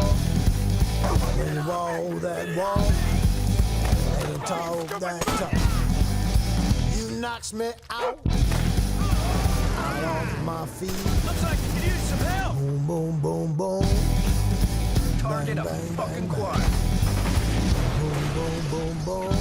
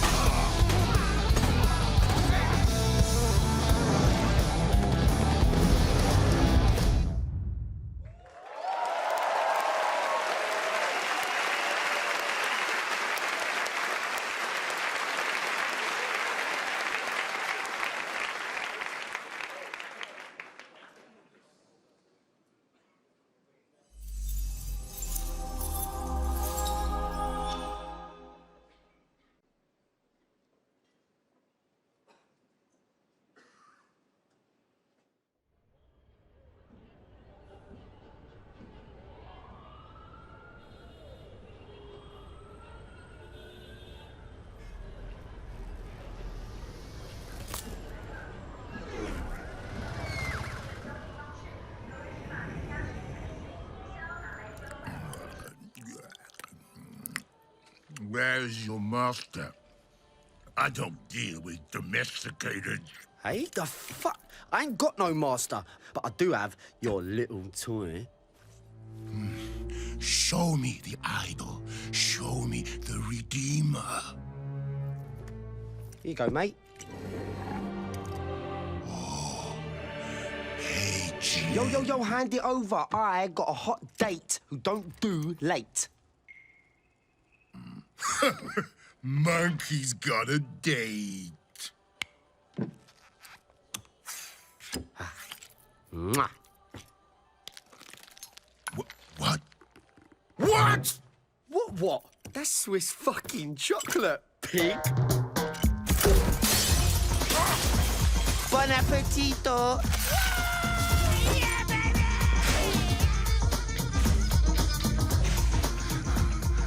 I want every fucking cop in this fucking city after that fucking bastard! Grab my chassis, Noxie!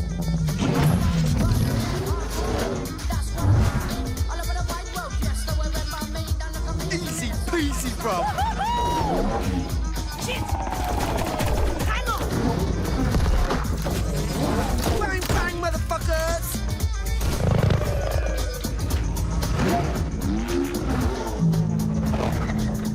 Fuck me. Damn!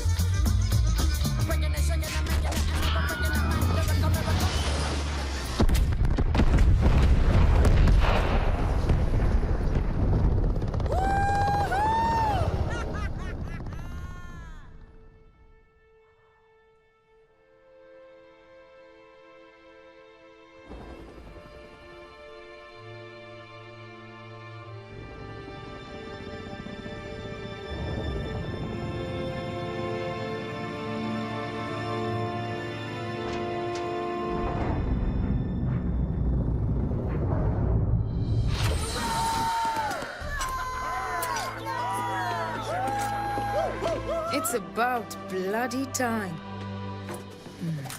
Let's see what we've got.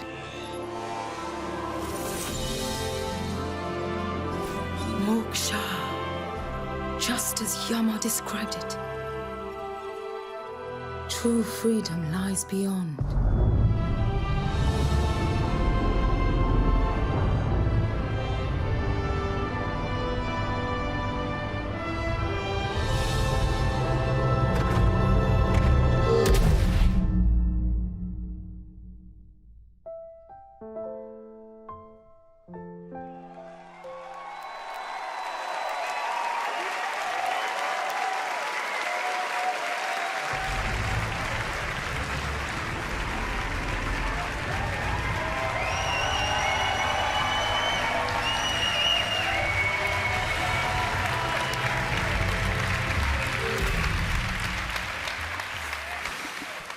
Thank you. Thank you very much.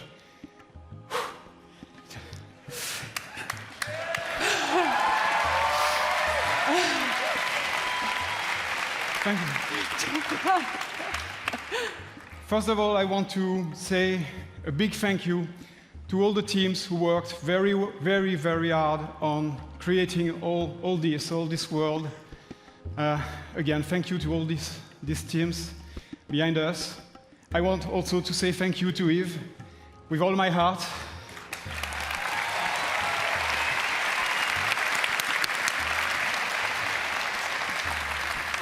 Thanks, Yves, for making this happen. This is just amazing. And also, a special thanks to the fans of Beyond Good and Evil for sticking with us for so long.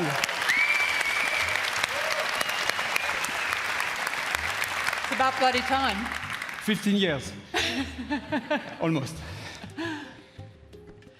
So welcome to System 3. Our story takes place before the birth of Jade, in a multi-ethnic, multicultural human society in a distant solar system. It is a time when corporations create hybrids in their labs and enslave them to colonize the stars in order to compete for power and cosmic resources. With our crew of crazy and unforgettable characters, We fight in the name of freedom and the right to determine our own fate among the stars. And we will helm massive starfaring vessels through territories as spectacular as they are dangerous. We've been working very hard just on the technology during 3 years. And today, we have a seamless online playground where we can travel across space at the speed of light. We can explore mysterious cities and discover unknown lands by ourselves or with friends. And we want you to participate in the making of this great adventure. Join our Space Monkey program.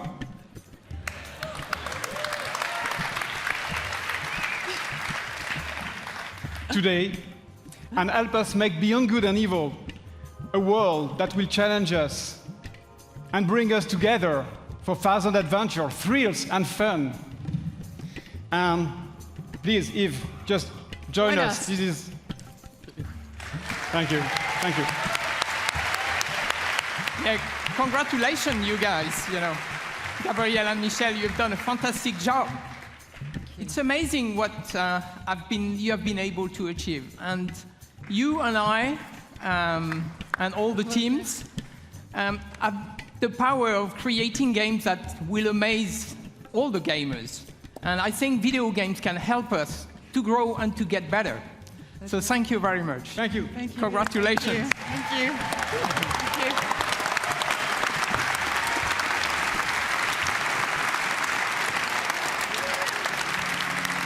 So now, I would like to thank everyone here in the room and those who are watching us from home. Thank you for listening today, and thank you for playing our games. So to all the teams at Ubisoft, thank you for your incredible imagination and enthusiasm.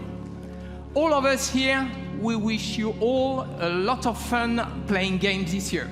So thank you very much, and have a great E3.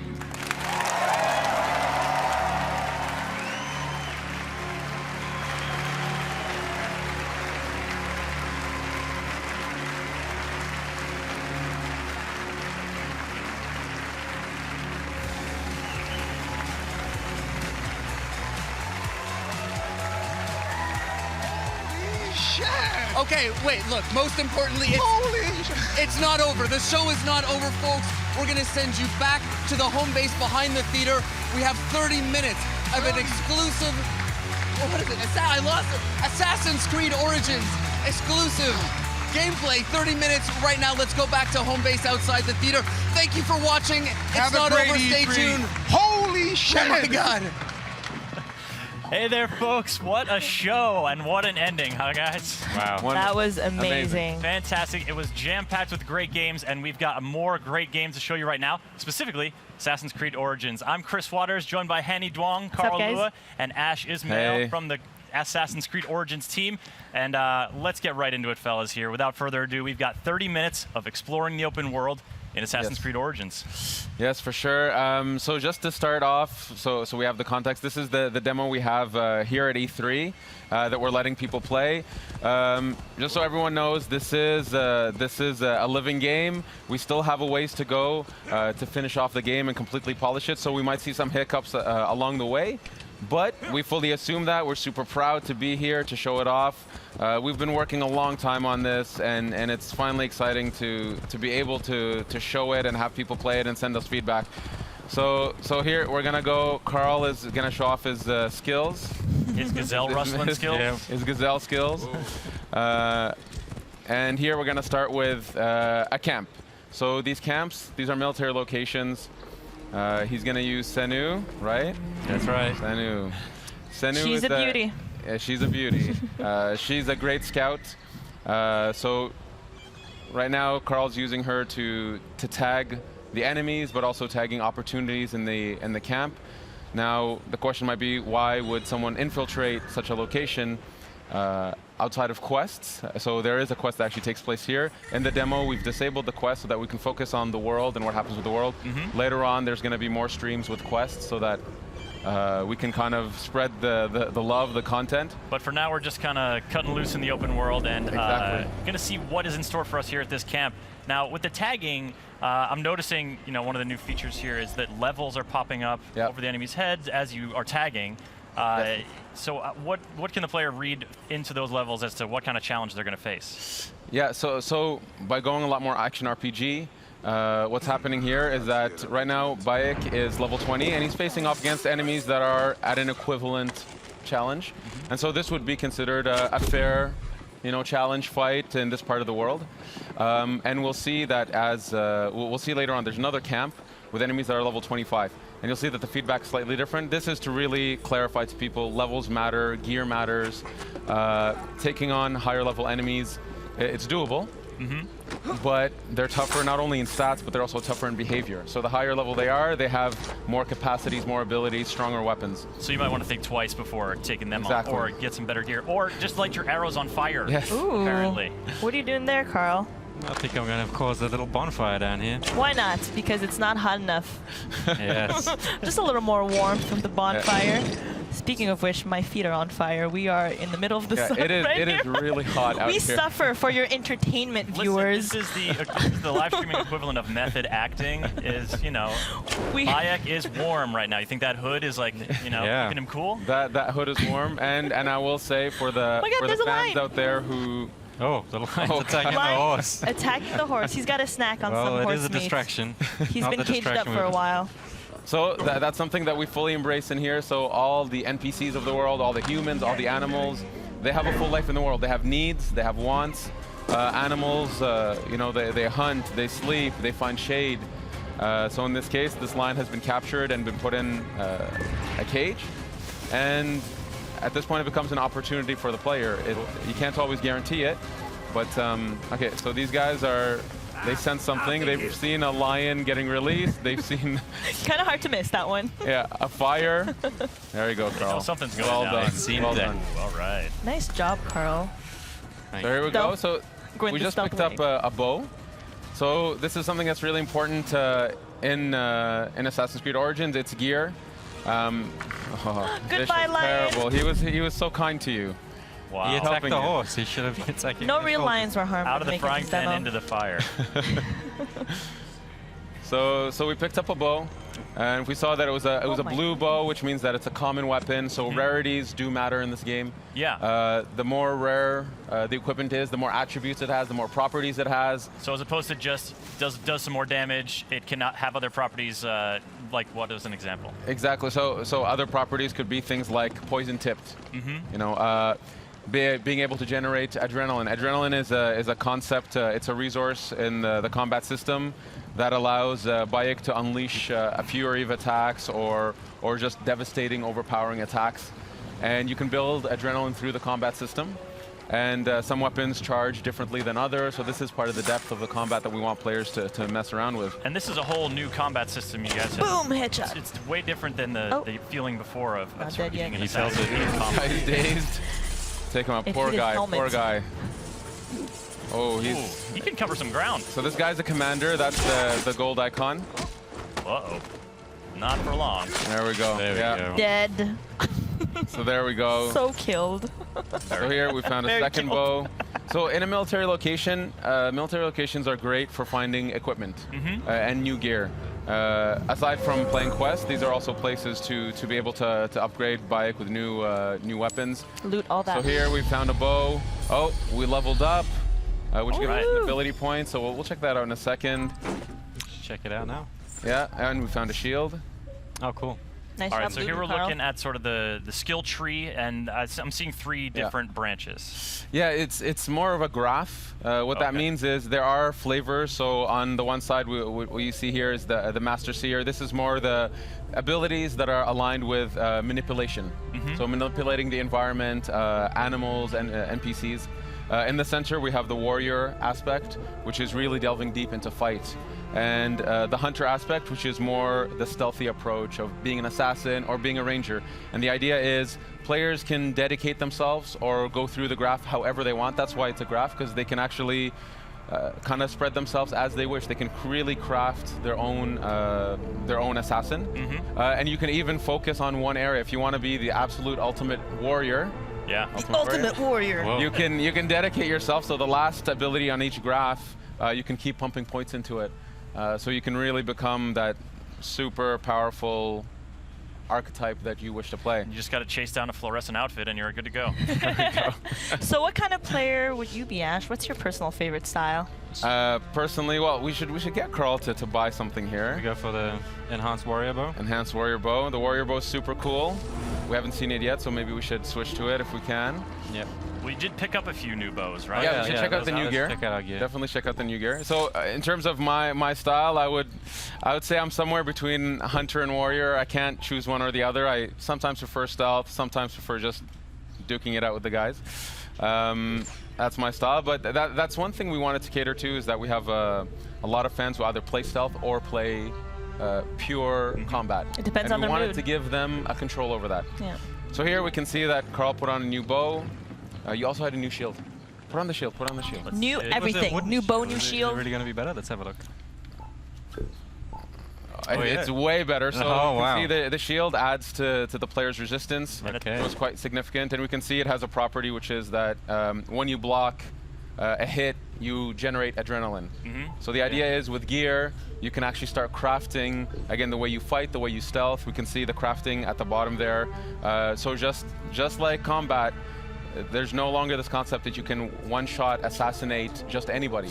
Enemies that are higher level, you'll do stealth damage, but if you want to one-shot them, be that true lethal assassin, you have to craft better hidden blades.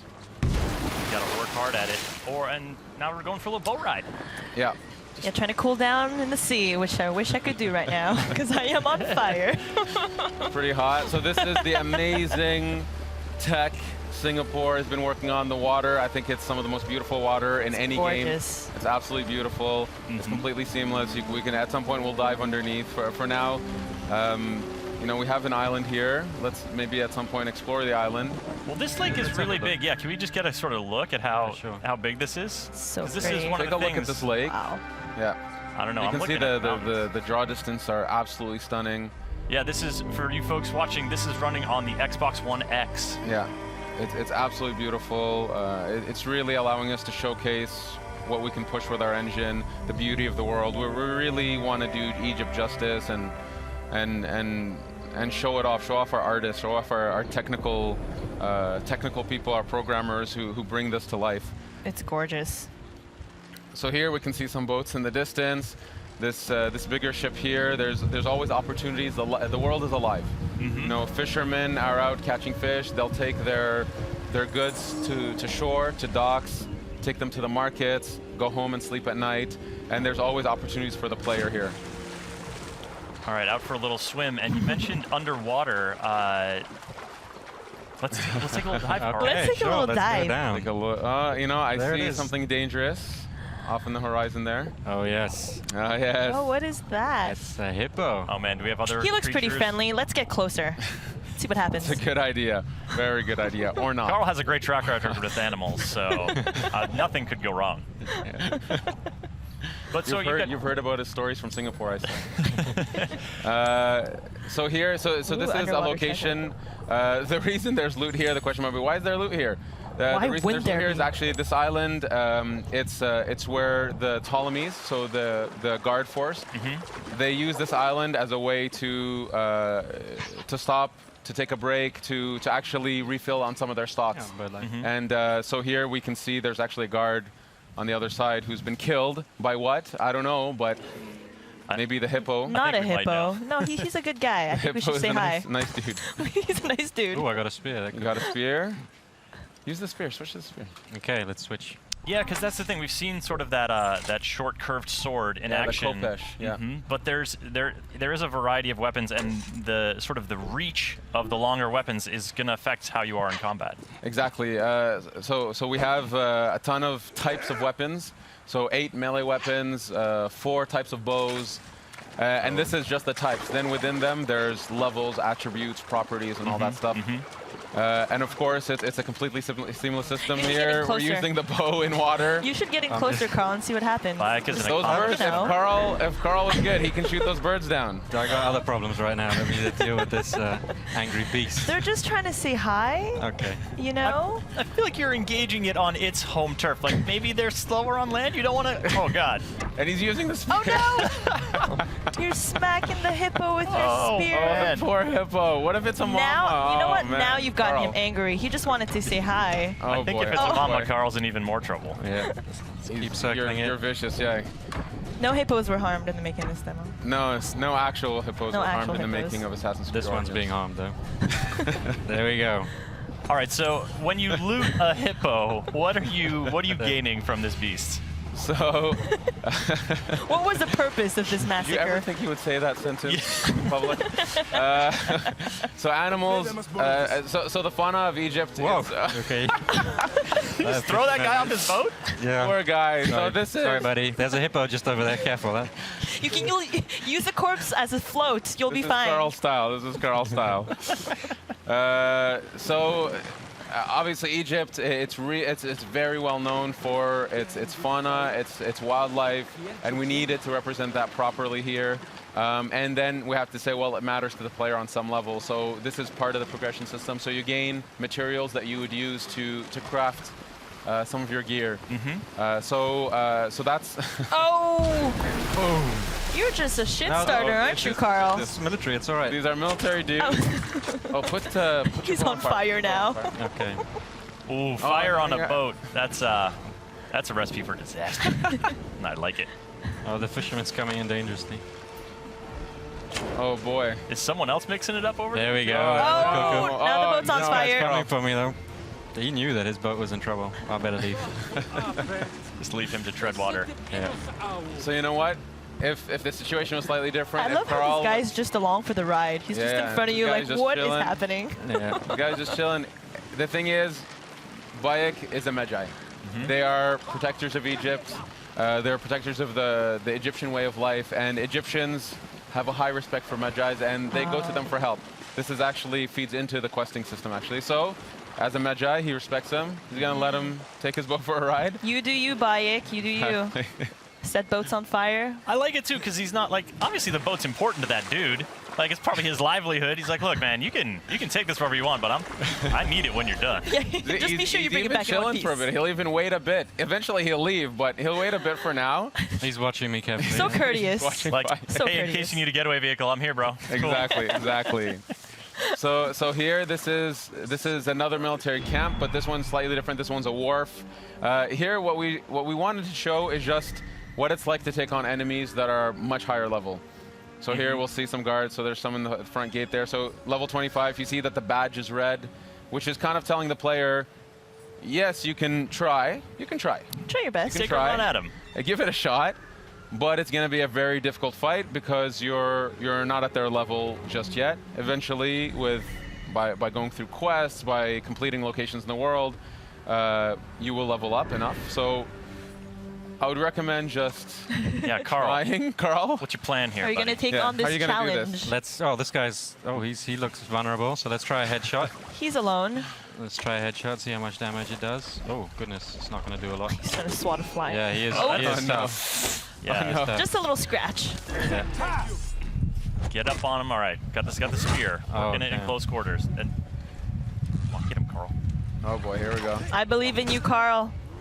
He can do take it. him. He can take him. Honestly, he can do it. Carl's been practicing. He's very good at the game. Oh goodness. Yeah, look at that one hit. Like a stun almost happening. Is that a heavy hit that I'm? No. Oh, dear Lord. You get an F for effort. It's okay. Yeah, 2 hits from me.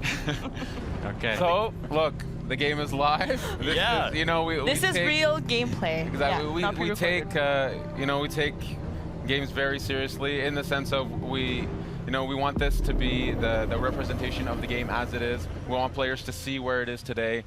So yes, in a demo playthrough, Carl died in front of everybody. Killed. But I've learned my lesson. You don't have to rub it in, Ash. In front of everybody. I've learned my lesson, and I'll just keep moving on. The level 25 is too high. give them a wide berth now. And so you're coming in, you're sort of leaving the wharf and coming. Oh, hey, buddy. Yeah, so There's our friend. called for his mount. And does this horse have a name? Or Yes, is it a horse with no name? I believe this horse is named Amun-Re. Amun-Re. So, He's very but, handsome. Or it's a she. beautiful horse. Yeah. So Senu is our eagle companion. In this case, though, we wanted that mounts was something that the player can actually collect more and more mounts, purchase more and more mounts, and we have many different types of mounts. So there's horses, many types of beautiful horses, but also camels and eventually chariots. Camels. Yeah, and they all have their value, and so you can actually have different types of horses. Senu being the eagle companion that stays with you through the journey. So there we go. So we have this beautiful black horse here. Does the camel Black have stallion. a spit attack? Because I hear they do that. A spit attack, no, but you can rear with the horse. You can rear with the horse. The camel. Get the hooves in there. So we're sort of skirting the shoreline here, and you know, this is. You guys have built, as you were saying in the presentation, this is a country. You know, this is not just one city.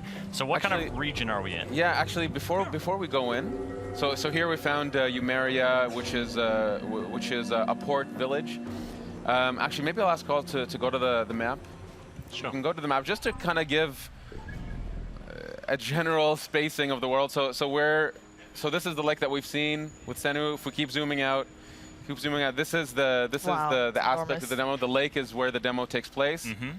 Since we were riding a bit north of it earlier, we started around here. Yeah, that's how we unfog the world, by visiting the world. You unfog it, but just to give a breadth of this country that we've built. Oh my goodness. Yeah. Move around just to show it's. Whoa. Yeah. That's it keeps ginormous. going. It's absolutely massive. Up to Alexandria in the north. Yeah, Alexandria. Nice. There's the Giza Desert, the Nile Delta, the Giza Plateau, Memphis, the ancient city of Memphis, and it goes on. Then there's Fayum, Crocodilopolis down in the south. Crocodilopolis.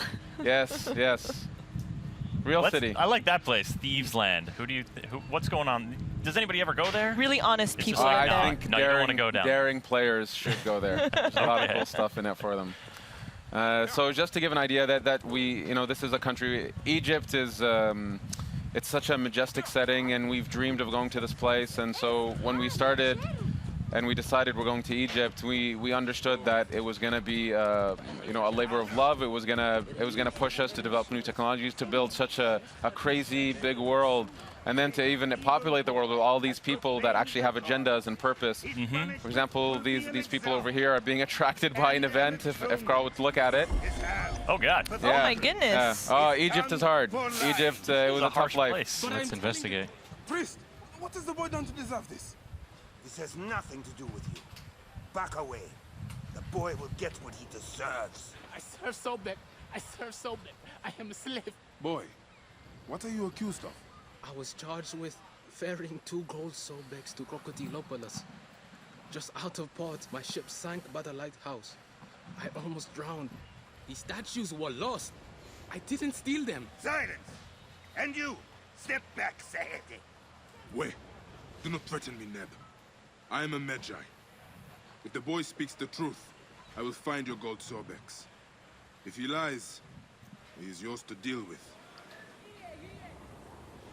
So here we got a little bit of a taste of Bayek's personality and his attitude towards these masked priests that abuse their power. And this is a side quest. So our players can expect this type of quality, cinematics, great characters, in the optional content in the side quest. And we have hundreds of stories to tell. Egypt was a really wonderful place. Then we found so much amazing stories that we wanted a way to be able to tell them, and the quest structure allowed us to do that. But again, we're saving the quest stuff for other streams, for YouTubers out there. So for now, we'll continue with playing through the world. Shenanigans. Yeah, if you folks are just joining us, we're playing Assassin's Creed Origins on the Xbox One X with Ash and Carl from the Assassin's Creed Origins dev team. I'm Chris, this is Hanny, and we'll be doing this for about 10 more minutes, so stick around. We've got plenty of open world stuff to show you and some explorations here as Senu scouts out some more locations. She's a good girl. So here, actually, I'm going to ask Carl to not stealth this one. the reason we're showing these different locations, different camps and warps is actually we wanted to show a bit of stealth. We want to show a bit of fight. So I'm going to ask Carl. All right. Well, what do we got in our arsenal here? He needs to earn some redemption. Oh yeah. Okay. He needs to This earn time, redemption. win this one, Carl. Okay, let's give it a try. For the Okay, last. here I come, out the bushes. Are you going in with the spear? I'll just shoot him in the chest first to wake him up. Good wake-up call. There we go. Nice. Okay, all right, all Nice right. dodge. Come on, Carl. Redeem yourself. Boom. Nice job so far. At some point, yes. just to show the One more hit and he's dead. the versatility of the fight, you can take out your bow. There we go, dynamically in the fight. And, Oh my God, headshot. Bravo, bravo. All right, now is he close to filling up his adrenaline meter here? Yes. He seems like that might be helpful. It's getting there. against this dude. It's getting there. I'll try and use it on the big dude. He is humongous. There we go. Okay, just get in there. Unleash. There we go. Okay. Oh boy. Oh boy. Okay, here we go. We're gonna see Carl. Oh. Oh yeah. Vicious, Nice. vicious. Impaled. Very good. Very good. That was Oh, you done beautiful. good, Carl. Oh no. Oh, Through the boy. throat that time. Nice. Nice job, Carl. You killed it. Thank you. Thank you. All right, now give us a little broader context. Who are these dudes that Bayek is dispatching with such panache? So this is we're in the era of the Ptolemies. So these are Ptolemaic guards. They work for the people that Bayek is going after. And when I say going after, effectively Bayek is unraveling a mystery, and he doesn't know who these characters are that he's after. And so he comes to this place. He's actually looking for a contact to gain some info to lead him to eventually his targets. And these are the Ptolemy guards who work for these people. Bayek, being an Egyptian, a Magi, he doesn't have a very good alignment with these people. They represent, they represent really like 'em. the evil forces that are destroying his homeland. So It's anyway, just so these are the people he's after. This area of the world, just to say, if we take a look around, yeah, Carl, this is a beautiful shot of the world. Carl, give us a slow pan here. So this is Well, the. actually, there's a reach eye point, so we can get a better view from there. Yeah, so we're gonna do a viewpoint. A viewpoint. We'll do Now the we're- viewpoint. Just for a sec, we're seeing, you know, some serious climbing here, a hallmark of the Assassin's Creed franchise, but that rock didn't have any like obvious handholds on it. Like, what's the approach to climbing in Origins? So the climbing, actually before we synchronize, just to look around. So pretty. So the climbing in Origins, it's so first we've revamped the controls, the fluidity of the character. We've gotten a lot of positive feedback already from the people who've played the build that feel like the assassin is really responsive, listening to them, doing what they want. And we pushed that to the climbing, where we said, you know what, we should be able to climb any surface we want. So we've created a tech for Bayek when he's climbing to be able to put his hands and footholds into crevices and so on any surface, so effectively to be able to climb anywhere. We wanted, you know, as the most seamless experience that we can have. Here you can see the world is absolutely beautiful. See that that distance, that top peak in the distance? You know, we could just go there at some point if we wish to. Swimming, by boat, by camel, whatever. And there's secrets up there for us. There's really I cool love stuff. secrets. There's really cool discoveries to find. Here, why don't we synchronize? So here, the world is, you know, kudos to our artists, our engineers, our technical artists. You know, this world is something. Absolutely, and you know, so synchronizing, you know, historically is sort of a way to learn more about an area, sort of clear the fog from an area. But you mentioned earlier, the fog clears by you just traveling through the area. Yeah, exactly. So we wanted to keep the idea of the viewpoints as an homage to the series. Leap of faith, there it is. There it is. There it is. Maybe we can explore a bit, walk through the area a little bit, just to give a flavor of the village life. Villages are great places to pick up quests, to go to shops, and obviously there are many quests inside villages. These are hubs of content. But anyway, so we're in a red zone right now. So will now show us the fleeing technology. Yeah, I'd recommend fleeing maybe. Or you can fight. He's feeling strong from his last encounter. Yep. He's digging that. Real confidence. Mixing melee and now we're ranged. we're busting out the warrior's bow here. That was a skill we unlocked earlier. Oh yeah. Good point. Switch to the warrior bow. So the warrior bow, it's effectively Yeah, our shotgun bow. He shoots 5 arrows at once. There we go. Oh my God, deadly. Bravo. Beautiful. Very efficient. It shoots 5 arrows at once. So when we talk about attributes and properties, you can actually find bows that you can actually have more arrows on them. You can set them on fire by default. So this compound here, it's actually part of a quest. Don't want to ruin the quest for people, but this is somebody's home that's been, let's say, confiscated, and Bayek will eventually have to help those people. Oh, it's a porcupine. That's a lot of arrows, but you can recover. It looks like you're recovering now. Yeah, you can pick up your arrows. And that ranged combat, that focus on sort of, you know, Assassins have had ranged weapons in the past before, but with the bows in Origins, you guys are really trying to expand that. Yeah, it's a full-blown third-person shooter on that element. It's we really wanted that the playstyles we push, so range combat, melee, stealth, that this stuff feels authentic, and if you just want to focus on that the game will fully support it and will go deep into that. So we've really pushed ourselves to develop these gameplays. The shooting feels great. The bows feel amazing. And there's a bunch of bows we haven't shown. There's the Predator bow, which is kind of like a sniper. Can we talk about the cat? There's a little Oh my kitty. God, There's a cat! This is such a great way to wrap this up. Like we just saw a cat in ancient Egypt. Come on, In ancient guys. Egypt, and you know what? Cats are very important in ancient Egypt. Can you pet it? So here, look. So see, okay, look. So systemically, you know, as I said, animals really live in this world, and so this cat has, for some reason, an affection towards Bayek. He loves you, or she. Or she's sticking around. Reciprocate. Look at she loves them. She loves them. Carl, As I said, we've put a lot of effort on animals and precious. their needs and what they do in the world. Yeah. I love that she appeared near the end of this stream. This is amazing. Fantastic omen. Yes. Ash, this has been so great. Carl, thank you for showing off the game. There's a lot more to come this week, and but it must be really exciting for you guys. You know, it's been a long journey for us. It's absolutely wonderful to be able to show off the game and have people play it, get their feedback, see their excitement. I'm super proud of the team and what we've achieved. Kudos to the Singapore team, to the Montreal team, to all the teams that are working on this game all over the world, with many people supporting us. It's a really wonderful, exciting time for us, and I can't wait for our fans to play this. Absolutely, and they'll get to play it at E3 here, but later this year, October 27th is the release date. Yes, October 27th. So October 27th on PS4 Pro, PS4, Xbox, PC, and of course a launch title for Xbox One X. Fantastic. Well, if you folks want more Assassin's Creed Origins here at E3, there's going to be streams. Keep it tuned to Ubisoft's social channels to find out when and where those are. If you want more Assassin's Creed right now, you can head to the Ubisoft YouTube channel and check out the behind-the-scenes video from the Ubi blog. And for all the awesome games here revealed during that incredible conference, Ubisoft.com, that's where it's at. So on behalf of Hanny, Carl, Ash, I'm Chris Waters, thanking all of you for watching, and have a great week. Peace. Thank you. Have a great E3.